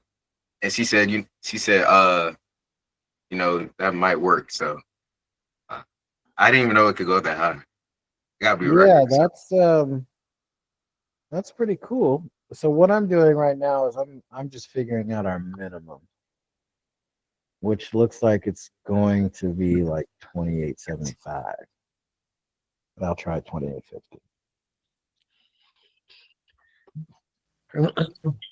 Yeah, 28.50 is too much. I don't know why we're at it. Boom. Okay. So I mean, yeah, even if the rent is only, even if the STR is only $2,800 a month, 28.75 a month, the deal still works. Yeah, I say lock it up.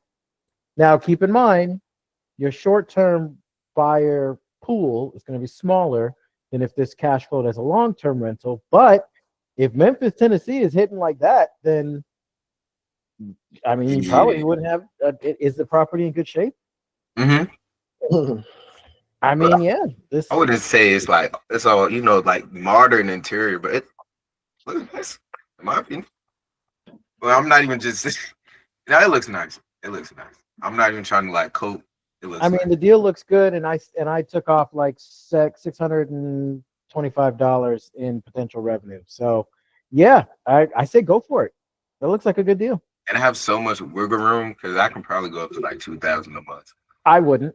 Oh, I wouldn't. I would if they're good at 1,200, keep it at 1,200. You still need to make this. You already got the fact that it's not cash flowing as a long-term rental going up against you, meaning that anyone who's wary about short-term rental may still have an issue moving forward with the deal because it's a short-term rental. So I would still keep it as attractive as possible. And then that way, at some point, if an investor does get into it as a short-term rental and then something happens with the short-term rental market, hopefully a few years have passed, and then it'll cash flow, at least break even as a long-term rental for the investor. So yeah, I would still keep the payments low. okay. Can you do another one? I got it. I got to pull it up. The dude, this is the one I had to cancel on because I got rent was like 3,500, and I texted him. I was like, hey, if I can't get it to 1,200, would you be fine with that? And he said, let me. I sent him like 2 paragraphs. He said, you know what? Let me talk to my seller, and I'll get back to you. So the purchase price is five. Wait, what is it? A hybrid Seller finance. All right, what's the purchase price? 500,000. Yep, I should have known you went for that high. What's the seller finance amount? 460. Okay. 40 down. Right. STR again, 3,100. Okay. What about the long term? 2,300. Okay. Let's go. Taxes and insurance? Taxes 1,326. Insurance is 1,886. Damn. And the HOA is 684. Simple. Okay, and what are we giving them monthly? 1,200. So like as a long term homestead buyer, but short term, if I remember correctly, it's like 28% cash on cash return with everything max. 26. Yeah, I got 26 and a half. I got 28 ROI. That's probably what you're thinking of. Oh, okay. Yeah. So, I mean that. Yeah. Here's the issue. Uh-oh. And again, this is going back to, and I didn't look at this on the other deal, but if I remember the numbers, I'll put it back in. Here's another thing you need to keep in mind. Okay. Your cash on cash return looks good. Your entry fee percentage looks good, right? Yeah. But how much money is it actually making? Mm. It's only making $2,700 a year, which is like $225 a month. Wait. So looking at that, why is the cash on cash return good? Because like 2,000 really is not good at all. Because So this is calculating how much money it's making versus how much money it costs to get it. So this has got different things that it's calculating versus over here. Not to mention that it's bringing in more money here than it's bringing in here, but it's also costing more money because not only do we have the taxes, insurance, and the HOA, but now we have all of this, which is an extra $16,000 a year. damn, I shouldn't have So changed it. even though it's bringing in more money and the cash on cash return looks decent, the actual cash flow is only $2,700 a year. Damn. So essentially, this one's actually better, even though this is too low for a long-term rental for what they're putting in versus what they're getting out. That should be higher. If this was within range, and I drop this to $1,000, now look at what it's bringing in, and now it's in range. That makes more sense. So I shouldn't have texted him because I don't think nobody going for 2,000 a year. What It city is said this one in? it's in Mesa, Arizona. So Mesa's a nice area. beautiful. You've actually got three different. You've technically got three different exit strategies here. You got a homestead buyer, even though you're going to be asking them for about 60 grand, but you got a homestead buyer potential. Mesa's still nice. You've got a potential for a long-term rental. You know, maybe they run their numbers a little bit different, or maybe they're okay with 8.5%. And then you've got a potential for a short-term rental. You could try it, but in all honesty, I really think $1,000 would have been better because then it works much better for a long-term rental, a short-term rental, and a homestead buyer if you want to come across one. I don't think I can text him. Oh, my bad. I meant 1,000 again because he asked me like, what makes you think you can wholesale it this time? And I was like, so I explained my side, and I was like, if we get these terms, I'm 99% sure I can get it sold. Blah blah blah. And Okay, so here's what you do. It's okay. So if you want to save face a little bit, because you didn't know to look at the cash flow, that's not really 100% your fault. So here's what I would do. I would, if he comes back and says, yeah, we'll try it, say, okay, here's what I'm going to do. I don't want to waste you guys' time. So before I put you in a contract, let me make some phone calls. Let me make sure that I've got people that are really, interested to move forward. And then give me a couple days and I'll let you know. And then at that point, maybe come back to them. And I'll even push it to one or two people in Mesa that I do know that may take it. They don't necessarily do short term, but they may take it. And I'll see if they're interested. And then we'll give him the feedback and we can say, look, I tried, couldn't do it. Best I can come up with is probably $1,000 a month, not $1,200. and then hit him with that same line. Because I'm more confident that I can get it at that. Maybe we can even reverse wholesale this. I'll have to talk to my dispo team and see if they have time to do that, though. If not, you're gonna have to do it. Okay. So Right. so 1,200 is fine right now. If he comes back, 1,200 on paper works until you look at the actual cash flow that it's bringing in. Now, again, $225. If someone's got 10 of those, okay, now they're bringing in $2,000 a month. Okay, it's a little bit different, but we don't know what these investors have. I can tell you right now that if this were 1,000, it's not 100% better, but that's $5,000 a year versus. That's double. It's almost double, just for an extra $200 a month. So, I would feel much more confident at that than I did before when it was at 1,200. So before I even put it under contract, I'm gonna be like, hey, I'm gonna push it out to 3 of my buyers right now to see what they would pay for it. I'm more confident at 1,000. No. Don't 1,000 too much should work. mention anything about 1,000 just yet. Once he says they'll go for it, let me know. I'll call a couple of my investors, tell him, hey, I don't want to waste you guys' time again putting it under contract. So here's what I'm going to do. Since you guys are open to it, I'm going to talk to a couple of my buyers in Mesa that do short-term rentals. That's going to be the exit strategy. I'll let them know the terms. I'll get back to you in about 48 hours and I'll let you know what they say. If they're good, we can sign and get it closed. If they're not good, I'll let you know. And then after 2 days of my team looking, if they have time, or you looking, I'll just give you the contact information. Then you can, go from there and negotiate. Hey, I couldn't get anyone at 1,200, but I got someone at potentially 1,000.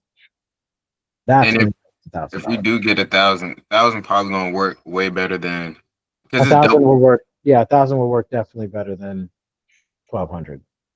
Because I know people are thinking, oh, it's only $200. Yeah, but it doubled the cash flow for that year. Just $200. Okay. What's the timestamp of this recording right now? I don't know. Oh, damn, it's gonna take me forever to. Like how long have I been recording? I have no idea.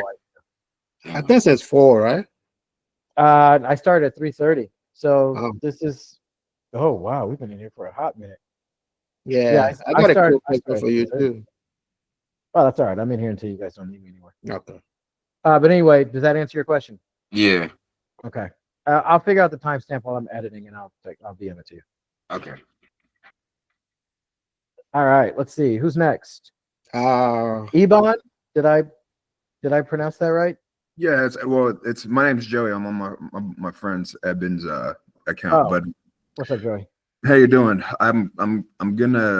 We talked earlier in the chat about a specific deal that I had, and I just wanted to run some numbers by you, see if this is still a good one to lock up.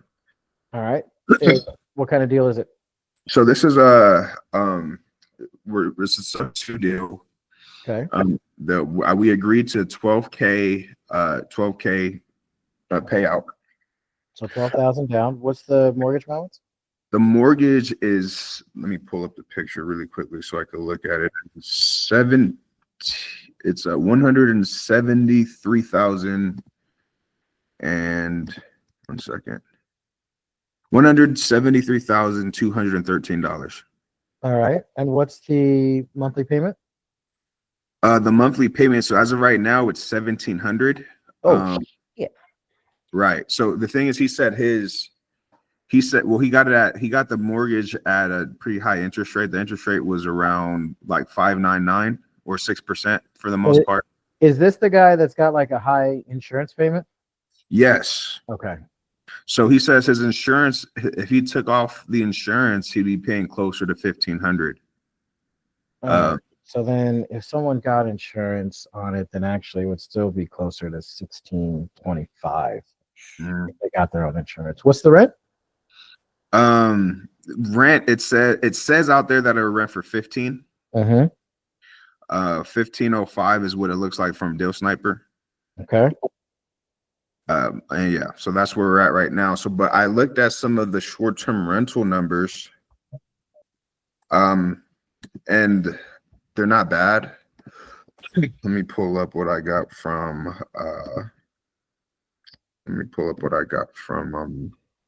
whatchamacallit? AirDNA? AirDNA, there we go. Picture. Oh, sorry. See. So from AirDNA says that revenue is about 28,000 a year. Says it's at 57% occupancy and about $135 a month. I'm sorry, $135 per night. So $28,000 a year divided by 12 is $2,300 a month.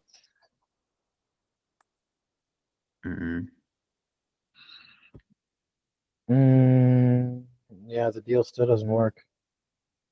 Still doesn't work. No, because if we're looking at it from a short term, yeah, it's bringing in $2,300 a month, which is $27,600 a year. But once you take out $15,960 for these expenses, then you're only left with $11,640 in profit.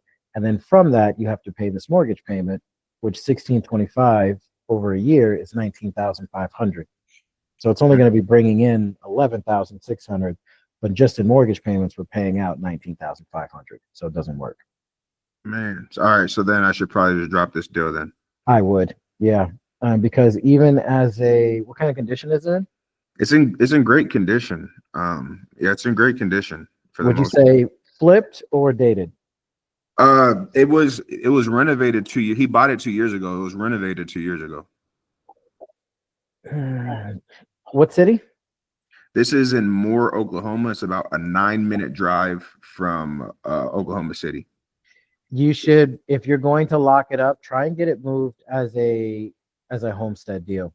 And the only reason I'm saying that is because this property would rent for $1,500, and for basically $200 more, someone could own the property at a 6% interest rate, which is pretty decent for today's market. And your entry fee is only $25,000, which could be pretty easy for someone to come up with. So make sure you let the realtor or the seller, I don't know if this is off market or on market, Off market. let them know. Do they know you're wholesaling the deal? They no, but I could tell them that we have investors that would do something different with it. I would tell them the opposite. I would say, look, I was, 100% going to wholesale this deal, but unfortunately, your deal doesn't cash flow as a short-term rental or a long-term rental. But I do have a group of homestead buyers who we could potentially give this deal to that would live in the property and not so much be interested in cash flow. And because your property is in really good shape, I think we can get that moved. We don't have to change the purchase price or anything like that. Just give me 2 weeks. Let me get someone that can qualify and get this money to you guys and get it closed. If not, then hey, good luck to you. I tried my best.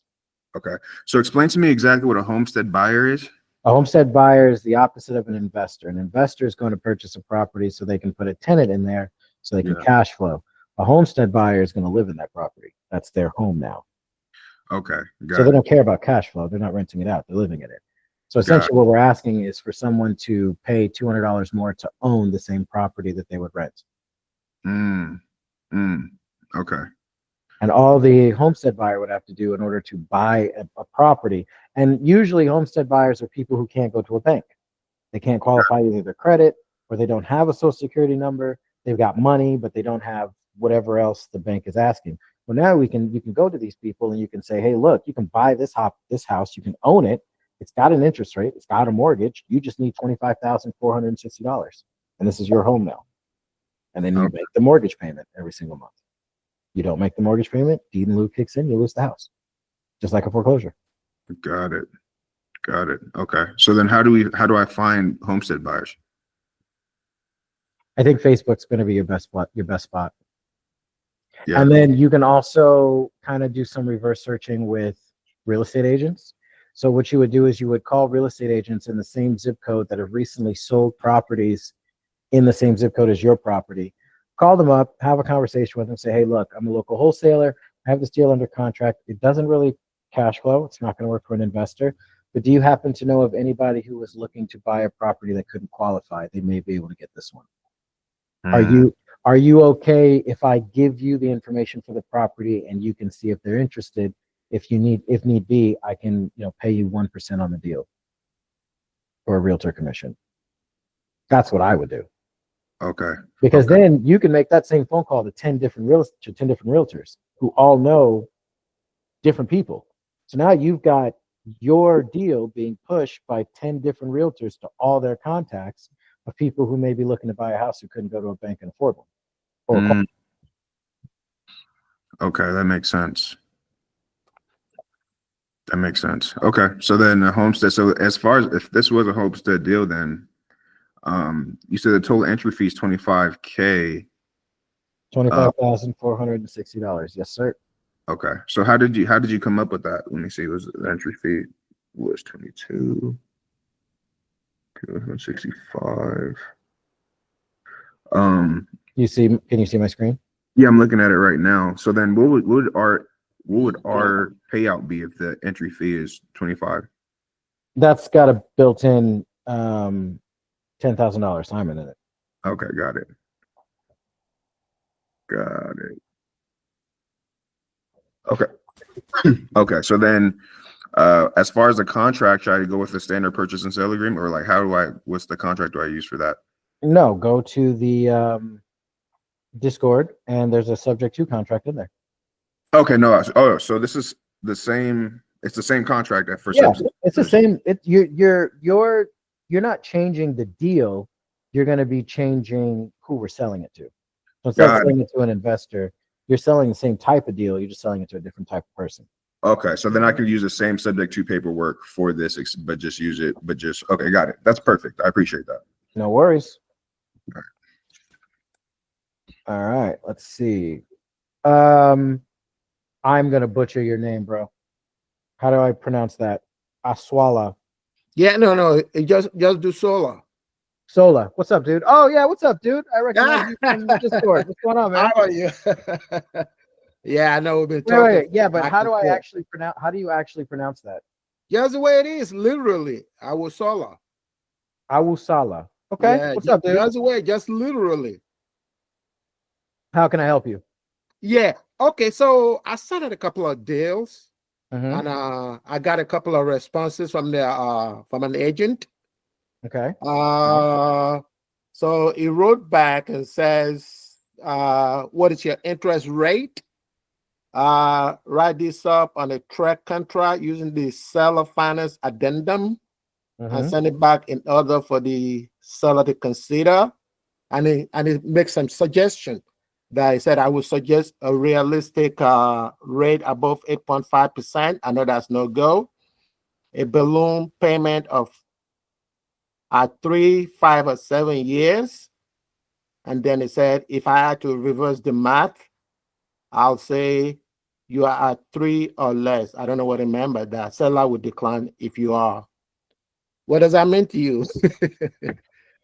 So it sounds like they're asking for I hate to use, I don't want to get fired up because that's like a whole different me that nobody gets along with.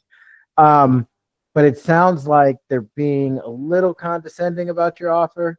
And to an extent, I get it. From an ignorant extent, I get it, I guess. But let's address everything in order. So first things first, the Trek contract. I see that popping up a lot. That's the Texas contract for real estate transactions. Right. This has been right. You're right. I'm running the SS market. Yeah. So we don't have access to that. So whatever the state contract is for every state, unless you're a real estate agent, you can't just go and Google that. The best thing that you could do is tell ChatGPT to make a safe duplicate, and then you can fill that out. Or you can tell the real estate agent, hey, I actually don't have access to a contract like that, but if you wouldn't mind writing it up, here's my contract. If you want to transfer everything over to your contract, I have no problem if you want to, throw 1% on the deal for the buyer side. Okay, and then add that to the purchase price? Yeah, and then just add that to the purchase price. Okay, that makes sense. Okay, then concerning the rate, I know you said the math we could do is, because I already run the number through the calculator, and I'm looking at the numbers right now. Okay, the actual price is $299,000. Okay. And then let me see. When I do the creative, it gave me the purchase price of $252,000. So the purchase price is $252,000, or the seller finance is $252,000? No, the purchase price. Running it through the deal sniper. Okay, so the purchase price is $252,000. What's the seller finance amount? It's $235,000. What's the down payment? 17K. What's the rent? $700. No, the estimated rent. Oh, $1,800. Okay. And then the monthly is $700. What's the taxes and insurance? The insurance is $966 a year. The taxes is $4,000. Let's just round up 41. 4,100? No. I mean, let's just say for 4,000. Let's say $4,083. So $4,083. What city is yes. this in? What did you say? What city is this in? Oh, I think this is in just give me a second. I have it up just now. It's in Fort Worth. Oh, yeah, okay. All right, that makes sense. Okay, so here's the deal as it stands, Mm-hmm. and run down the list again what she asked for. What was the interest rate she wanted? 8 point what? That's what is suggested. 8.5. 8.5. So if we were to do Yeah, I didn't 8.5, respond. Yes, I want to make sure I run this through you before I do that. Then it says balloon payment at 3, 5, or 7 years. That's a suggestion. so 1,800. Well, I can tell you right now, that's not going to work. Yeah, now because I'm running through the calculator, and I'm looking at the entry of 32,000. The So fee, the balloon percent is is 12 point. Okay. the balloon is we're seller financing. He wants it. Okay, the balloon we can do a 5-year balloon. That's pushing it, but that's okay. You can do a 5-year Okay, balloon. but I mean, it suggested 3, 5, or 7. Oh, well then yeah, we'll take the 7. Yeah, that's what it suggested. Yeah, but it also suggested the rate to be 8.5 though. Yeah, So we're not that's doing a an suggestion. 8.5% interest rate. That's at 15. You actually don't have a whole lot of wiggle room, and that's because of the taxes. So Yeah, that's why I said I should run this by you, because I said that tax is too much. I mean, it's not that the taxes are too much; it's just too much compared to what the property will rent for. Right. So So I didn't respond to him yet. Should we reduce the monthly rent then? Maybe if we could bring it down to maybe 1,650. No, we this- can't change the rent. The rent is what it is. If the property is only going to rent for 1,800, it'll only rent for 1,800. So the issue is that they want interest, and even if we did 1% interest at $755 a month, Okay. I mean that'll drop the cash on cash return to 13.9. So what if we do 2%? The cash on cash says 15.3, and based on the number that I run on the machine.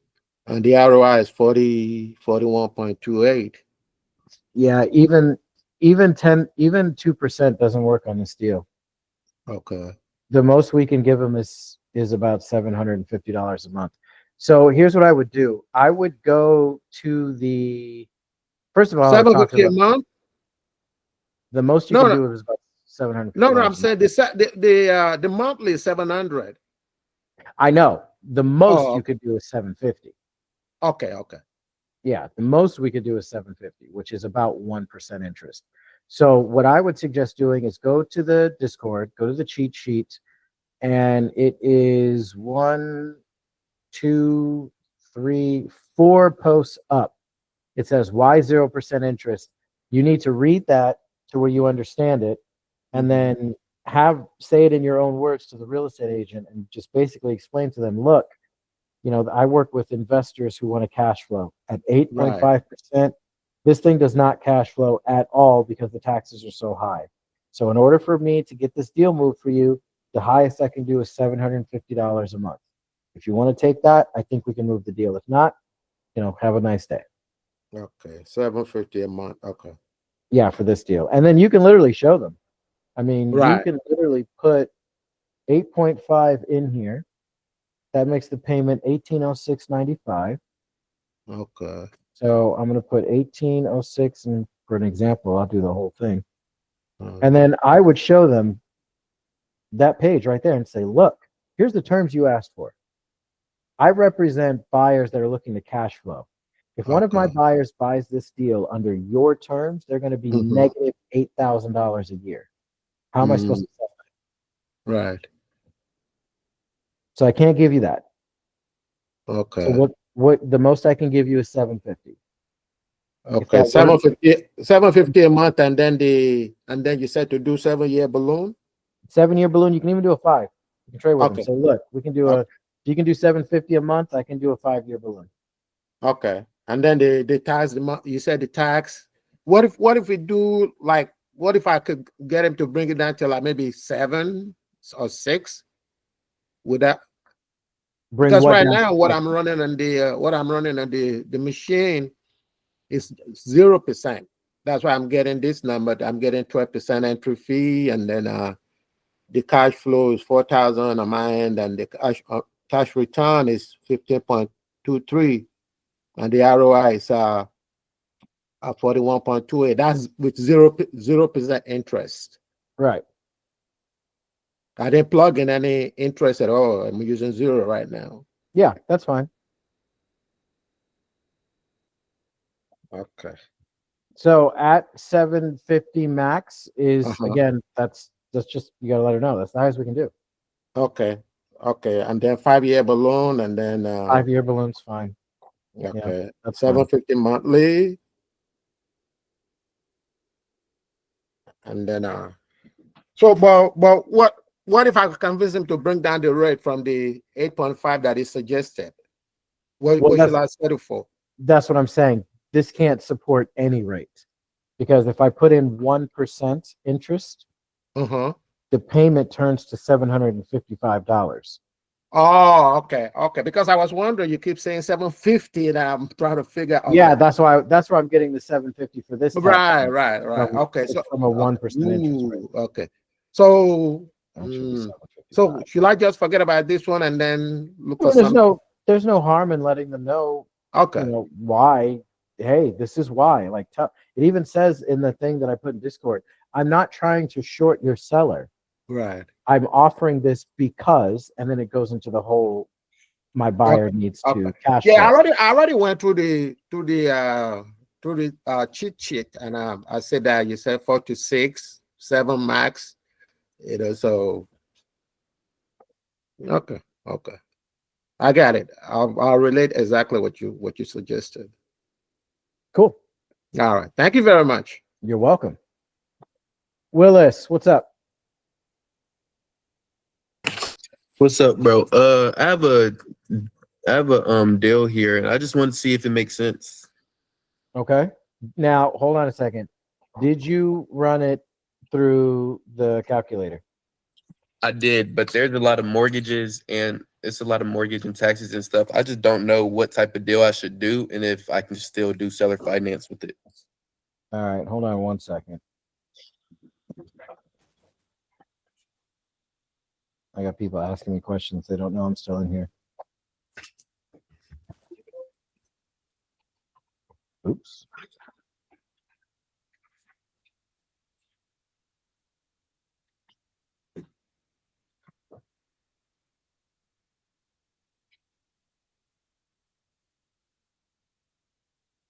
All right, I'm sure that was riveting television. Okay, so talk to me about that again. You've got a deal, it's got a mortgage, and you just want to make sure that it's good? Yeah. Is it a hybrid or a subject to? Well, I haven't got to that yet. Okay. I was just doing seller financing. All right. What was the original purchase price? How much were they asking for the property? They're asking for 76,622. All right. And then how much is the mortgage balance? Do you know? 50,000. Okay. All right. So, how good of a closer are you? I haven't closed the deal yet. No, but like, have you done sales before, or is this your first time doing sales? This will be my first time. Okay. So we'll make it a hybrid, and then I'll give you some tips to make it a subject to if you want to try. What's the monthly payment for the mortgage? The monthly payment for the mortgage, let me see. I don't think I got that. I think it's 406 actually. My bad. Did you get that from Deal Sniper, or did you get that from the seller? I got that from them. Okay, cool. What's the interest But rate? I'm not sure if that's the principal and interest or not. That's either the principal and interest or the amount they pay a month for the mortgage. So what you're saying is you don't know if this is an impound account or not, meaning if it's including taxes and insurance or if it's just the principal and interest payment. Yeah. Gotcha. Okay. Well, we can figure that out in a bit. Do you know the interest rate? The interest rate is 7.49. Damn. Oops. All right. And then what are you giving them as a down payment? Like $5,000? 3? 10,000. Ooh. Yeah. What's it rent for?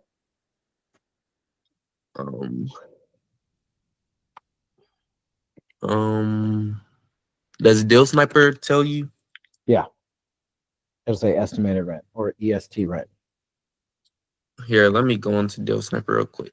It'll be quick. It rents for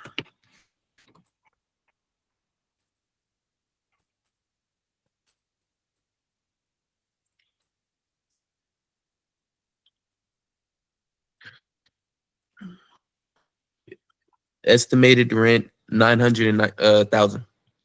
$1,000? Yeah. Okay.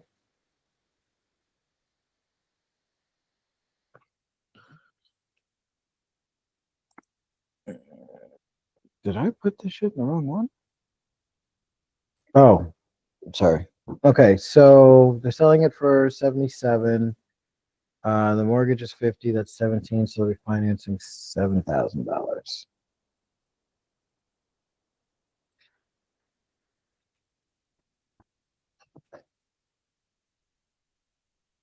Okay.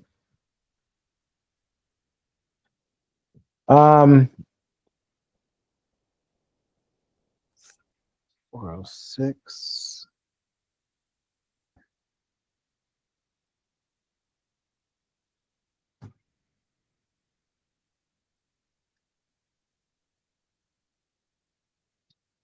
Okay, so a couple things.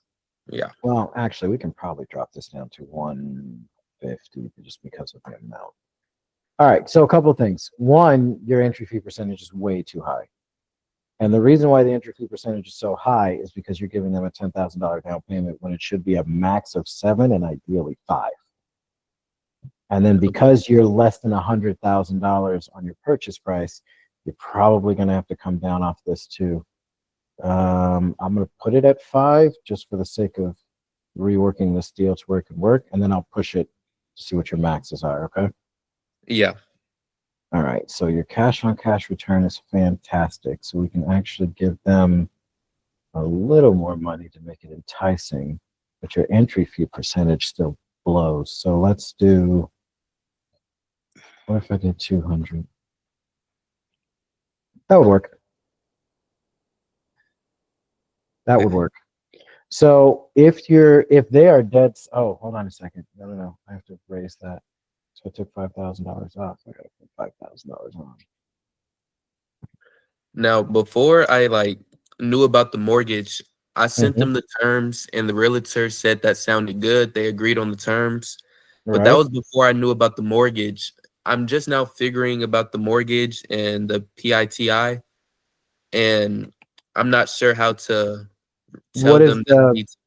what is the monthly payment that you originally sent them that you would give them? Let me see. It was 449, 450 monthly payment. Oh, 400 doesn't work. 450 doesn't work. I mean, based off of that, now hold on a second. Wait a minute. You told them 450? Yeah. How did the mortgage get brought up? Tell me, kind of give me a rundown on how that conversation went. Okay. So I gave them the terms or whatever. Wait, let me go back to the messages.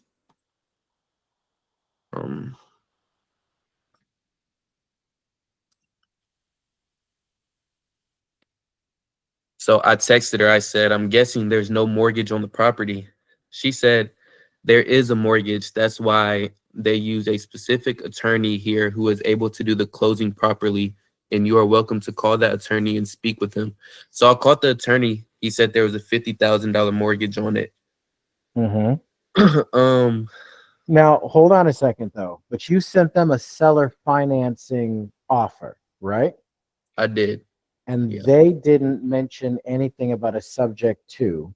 All they said was they would take it, right? Yeah.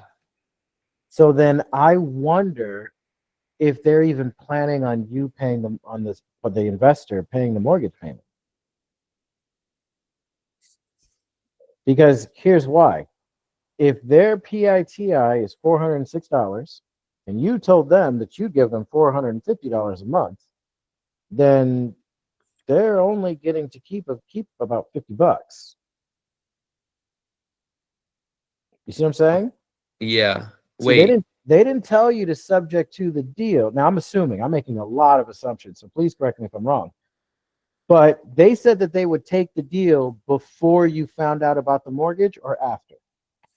Before. So then, yeah, they're not expecting us to cover the mortgage. What they're saying, if I'm interpreting this correctly, they're thinking that we're going to give them $450 a month on a seller finance. And in their mind, they're using that $450 a month to pay the $406 mortgage. That could be correct. Right. But we can't work on assumptions because that drastically changes the deal for everybody. So we need to get on the same page. So you need to talk to the realtor and say, hey, I want to make sure I'm on the same page. So I send the proper paperwork. We're doing a straight seller finance and I'm sending the paperwork for that, correct? Or are your sellers expecting us to cover the mortgage and then give them $450 a month? And then shut up and see what the real estate agent says. Okay, so if they say a straight seller finance, then yeah, your deal's fine. Assuming the property's in decent shape. This is a great deal. Your entry fee percentage is a little high, but your cash on cash return is phenomenal. Because now it's not a subject to anymore.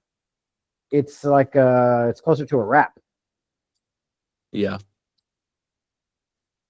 Okay. So I should text her, hey, I want to make sure we're on the same page. Yep. Are we doing the straight seller financing deal?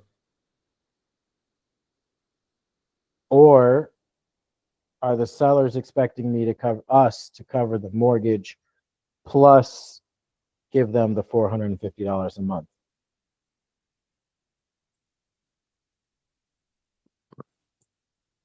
Okay. Cool. Yeah, cool. All right. I'm gonna see what she says and I'm gonna DM it in the Discord to you. Hell yeah. Let me know, man. Good luck. All right, thank you, bro. David, I'll get to you in 1 second. Amber, what's up?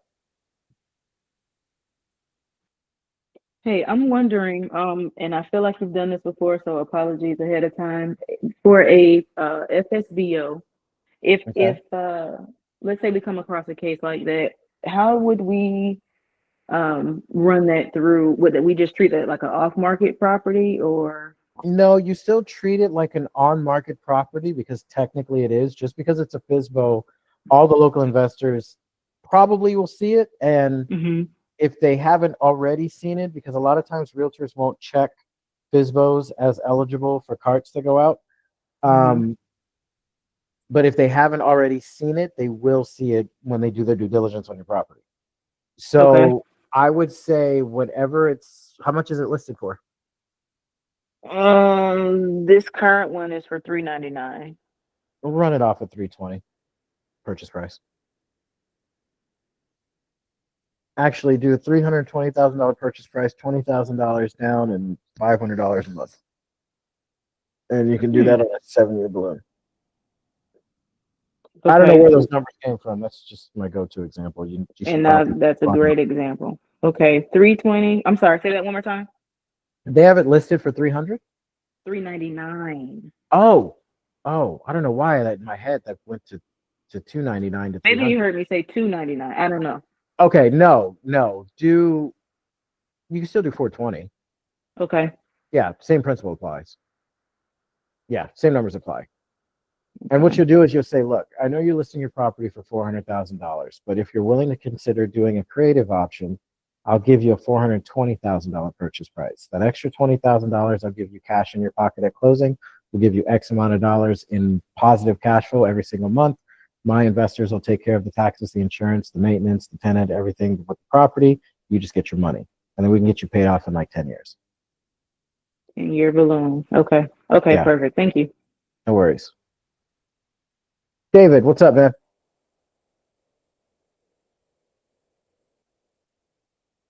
David? You're muted if you're talking, dude. Or did he dip? Yeah, Oh. so I was talking with this realtor and he said that I was gonna send him an offer, but then he was like, I gotta send you like an inspection report first. And then he was like, you could come back and talk. And I seen it or whatever. Like the house needs a little work, but it's not like crazy.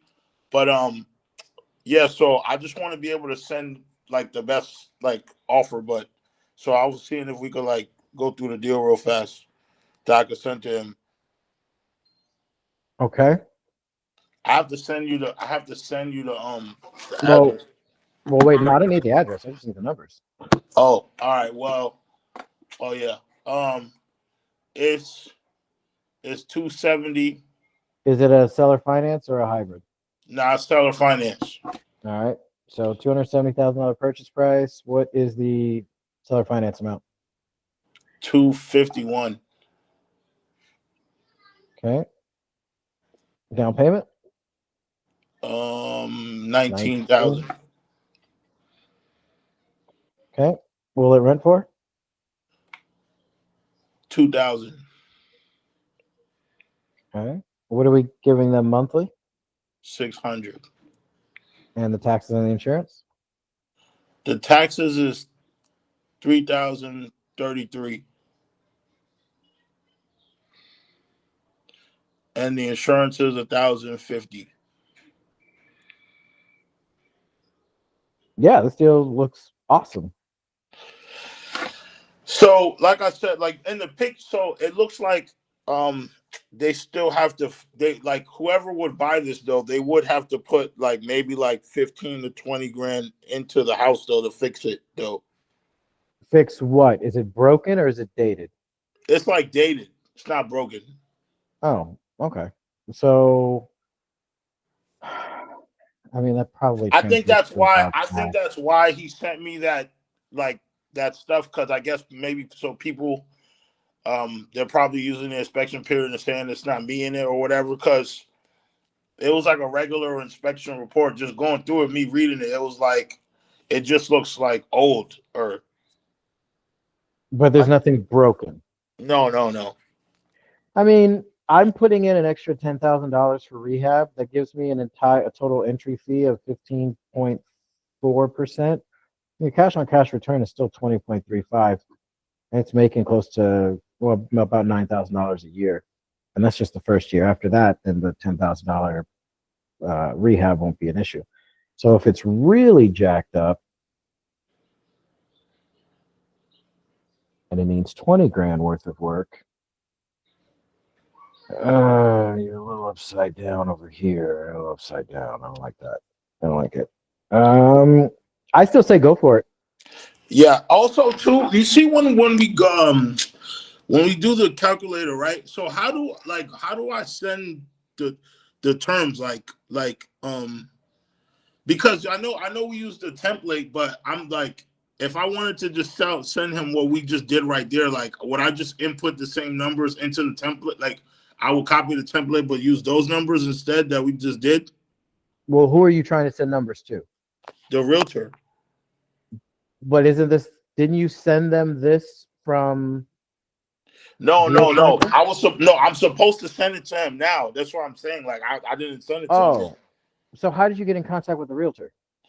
I was talking to him yesterday, and then he sent me. Oh, this is a completely different property. Oh yeah. Oh, I get you. Yeah, just tell him. Say, hey, look, man, here's what I'm willing to do. I'm willing to do a $270,000 purchase. Just write it out in an email. Okay. I'll do a $270,000 purchase price. I'll do $19,000 down, and I'll do $600 a month. and we can put a 7-year balloon on it. Okay. That's what I would do. So why? So and then you see how it says the purchase price is 280 now. Why does it do that? Or Because that's the assignment fee. Because we're adding $10,000 to 270,000. So because here's the thing, when you're talking to the investor, they don't need to know what your assignment fee is. As a matter of fact, you don't want them to know what your assignment fee is. What if you're making 50 grand on a deal? Then they're going to want to negotiate with you, even though before they knew that $50,000 for this deal was great. So you don't tell anybody your assignment fee. That's why you tell an investor, look, man, your total entry fee is going to be about $29,000 plus closing costs. That's how you just go a deal out. They don't need to know that 10,000 of that 29 is going to you. That's none of their business. So the most I could add for like for like you said rehab is like maybe 10, 15, maybe. I mean, I don't know. I haven't seen it yet. I'm going off what you're telling me. Yeah. What's the square footage of the house?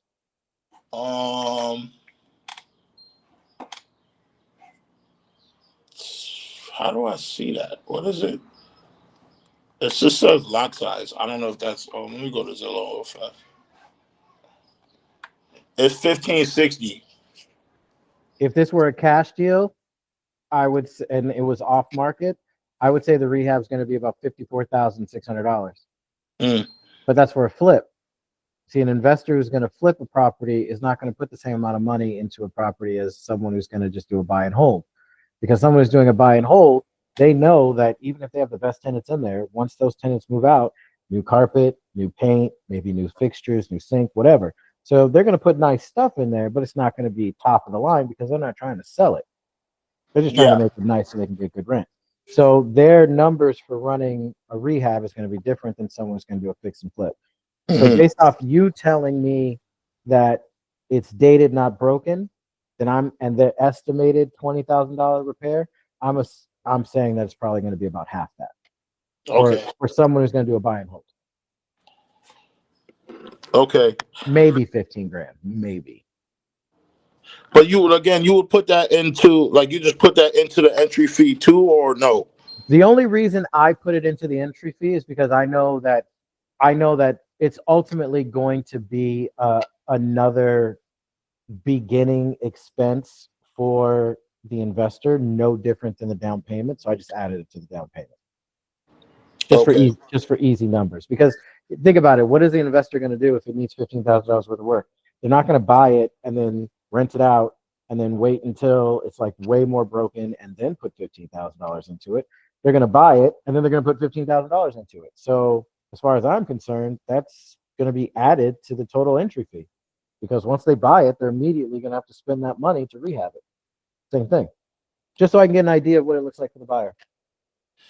Okay. And also too, wait, hold on. Actually, I don't want to skip because that part is kind of confusing me. I don't really understand, because how are they going to get, what are they going to do if they buy it for that? Like, how are they supposed to use the money? I don't get that.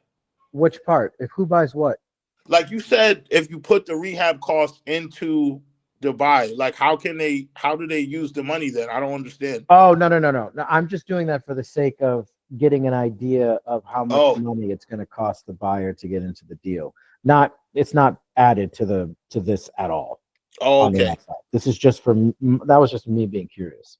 Okay. And also, watching the short-term stuff, I would like to learn more about that, because I also feel like I'm not as knowledgeable as I should be, and maybe potentially I'm not being able to look at. Well, I know I'm not being able to analyze deals the most efficiently because I don't know how to do that part of it. You're talking about running it on AirDNA? Yeah. So So sometimes I'll see the numbers over, but I'm like, I haven't run any short-term rental anything yet. I don't really know how to do that. All right. Well, I'll tell you what. Carlos is next, and depending on what his question is, we'll do a short-term rental right before the call is over. That way, everybody can see how to do it. Okay. Because once you do it once, it's so easy. It's just like putting something in a deal sniper. Easier, actually. Okay. All right, Carlos, what's your question, man? I just got off the phone with the realtor, and they were asking if we do wrap deals. We do. Okay, so can you explain exactly what that is? Yeah. So a wrap deal is when they have a mortgage and we're just going to put our terms around that mortgage. It's exactly like a subject to. Only difference is, as far as most people are concerned, it looks more like a lease to own.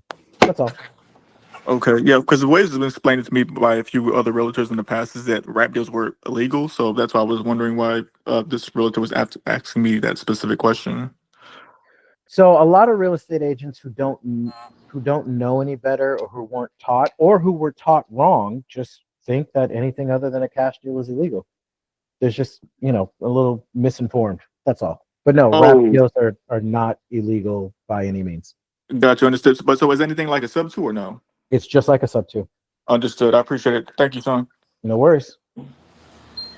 All right. Does anybody else have any questions before I run an AirDNA example? Yes. This is gonna be my last one. What's up? So I heard you say at some point we could, I think you gave Darren, I think his name is Darren, 2 or 3 days to find a buyer for one of his things, one of his listings. When is it okay for us to take an approach like that? Because I had a situation like that, but they weren't willing to give me the 14 days that I was asking for. So it's kind of. You should always go for the 14 days. The only time that's going to be a little bit different, meaning this situation, is when you already have a buyer in mind that would probably take the deal. So in this situation, I had a guy, or have a guy in Mesa, I think that's where it was, that does group homes. No, not. His deal was in Texas. It was in Dallas, Texas. I have a guy who does group homes. I just don't know for a fact he does it in Texas. And Darren had already kind of put his foot in his mouth with the realtor. So I was trying to kind of show him how to save face a little bit, basically buying 24 hours to see if what he proposed is even feasible, or if he needs to go back with different numbers, which he probably will, but I'm going to try with this buyer. So to answer your question, I would do that when I have someone that I know for a fact would probably take the deal. Then I'll do it the other way. Especially since I know once you set up a relationship with buyers and you know that they won't snake you, then that's the exception to the rule, where you can give them the address for a deal that you don't have under contract. Now that takes a lot of time to build that relationship, but once you're comfortable, then yeah, you can reverse wholesale deals all the time. Okay. Just checking. Thanks. No worries. Let's see. Let's do Miami Beach. And let's do my filters, which is just one. I'm still in the meeting. I just changed from my phone. Oh, all right. No big deal. Maybe I shouldn't have picked Miami Beach. Oh, no. That's a studio. That's a studio. Do West Palm. West Palm Beach?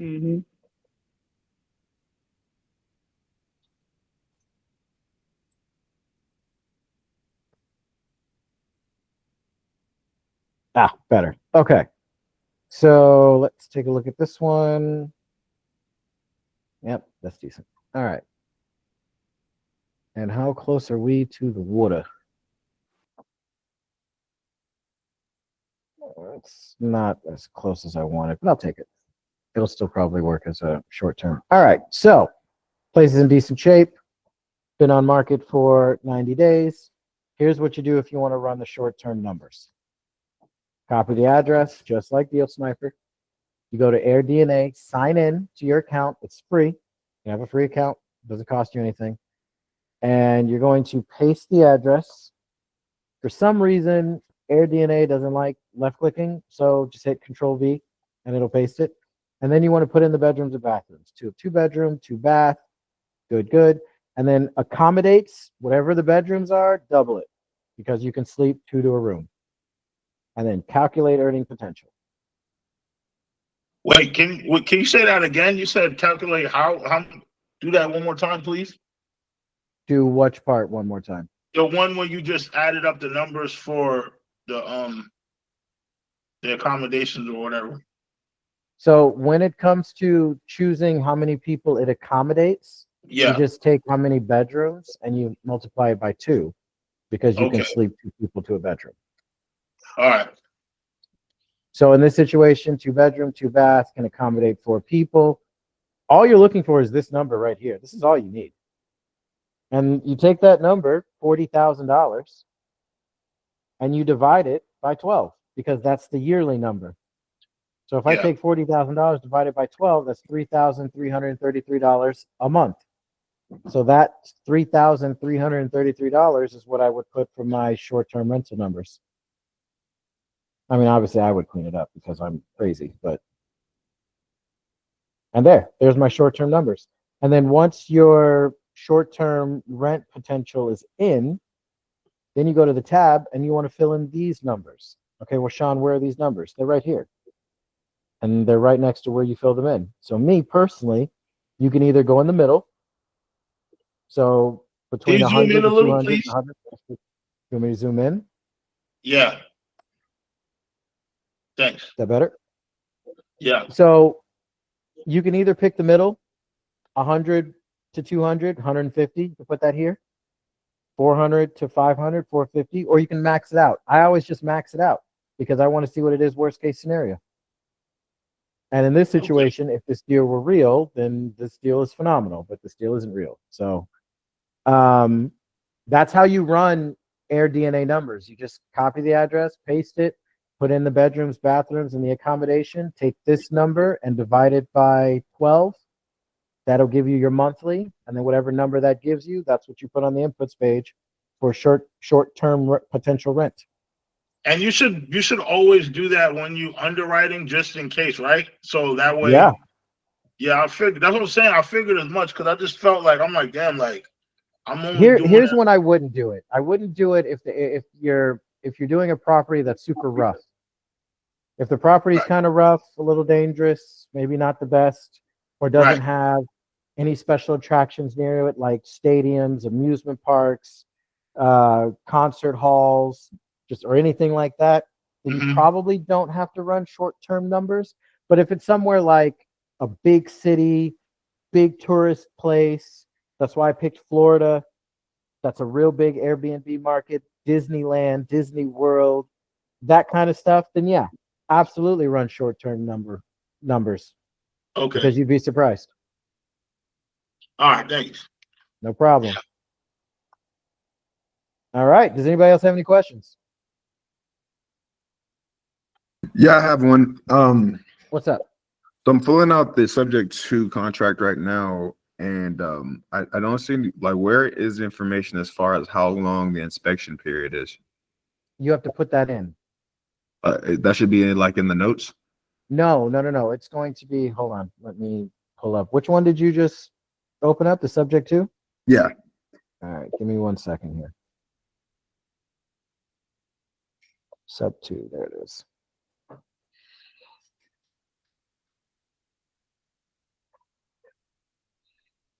Okay. Let me switch my screen.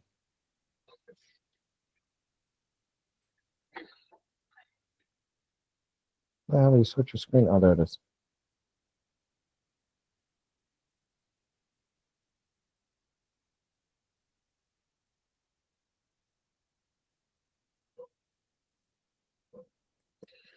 Okay, let's see. Purchase for now. What were you looking for? The earnest money deposit?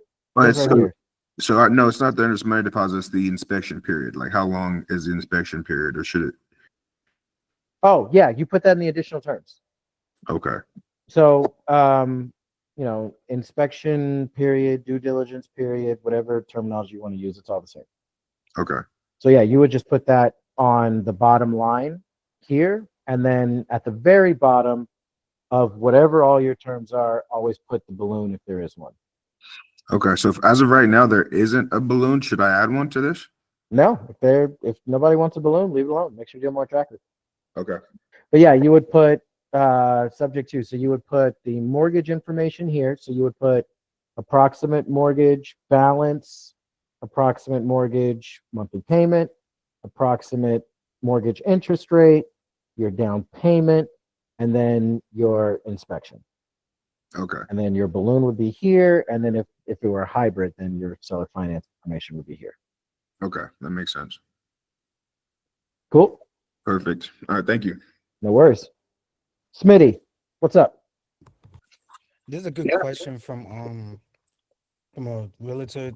I had sent them over basically a rundown, and they said the seller is entertaining offers on this property. However, due to being a hedge fund, they do not offer seller financing / creative. I should just move on after that, right? Yeah. The issue with a hedge fund, that's capital, not, how do I want to explain this? They're just going to want cash deals. They don't want to do creative. It's a conglomerate. So if you were offering them, let's say $500 a month, there might be 20 people in that hedge fund that'll have to split $500 a month. They don't want to do that. They'd rather just split the total purchase price of the property. Understandable. Willis, what's up? Okay, so I was just calling about unmuting about the thing. So if they are wanting to do a sub 2, does that still work? Who? This was about the property with like the 450 monthly. And so what did they say? What was the answer to the question that you asked them? She said, let me confirm. Okay, so then yeah, I would wait. But here's what you want. You want them to just do the seller finance, because that makes your deal phenomenal. If you are going to do a straight, if you're going to do a hybrid, which is what it'll end up being, then they're not getting $450 a month like you originally sent them. They're going to get like $100 a month, because the $450 that you sent them was supposed to be covering everything associated with that property monthly, not including the taxes and the insurance and the tenant stuff.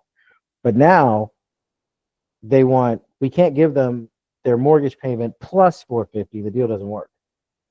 So we only allotted $450. We could probably squeeze to give them another 100 or so, but originally it was supposed to be a seller finance deal. Okay, well, she did say, I said, I'm guessing there's no mortgage on the property. She said there is a mortgage. That's why there's a specific attorney who will be able to do the closing properly. So would that mean like she probably, I don't know, like, well, that's what I'm there's a saying. specific That's what attorney. I'm saying. We don't know, so we don't want to speculate. Let's just wait to see what she says. All right. Because we could speculate 4 different directions, and only one of them is going to be the way to go. So we're wasting our time on 3. Let's just wait until she answers, and then I'll walk you through it. Okay. All right. All right, cool. Anybody else have any questions? All right. Well, this is one of the longest trainings I've ever done. This was fun.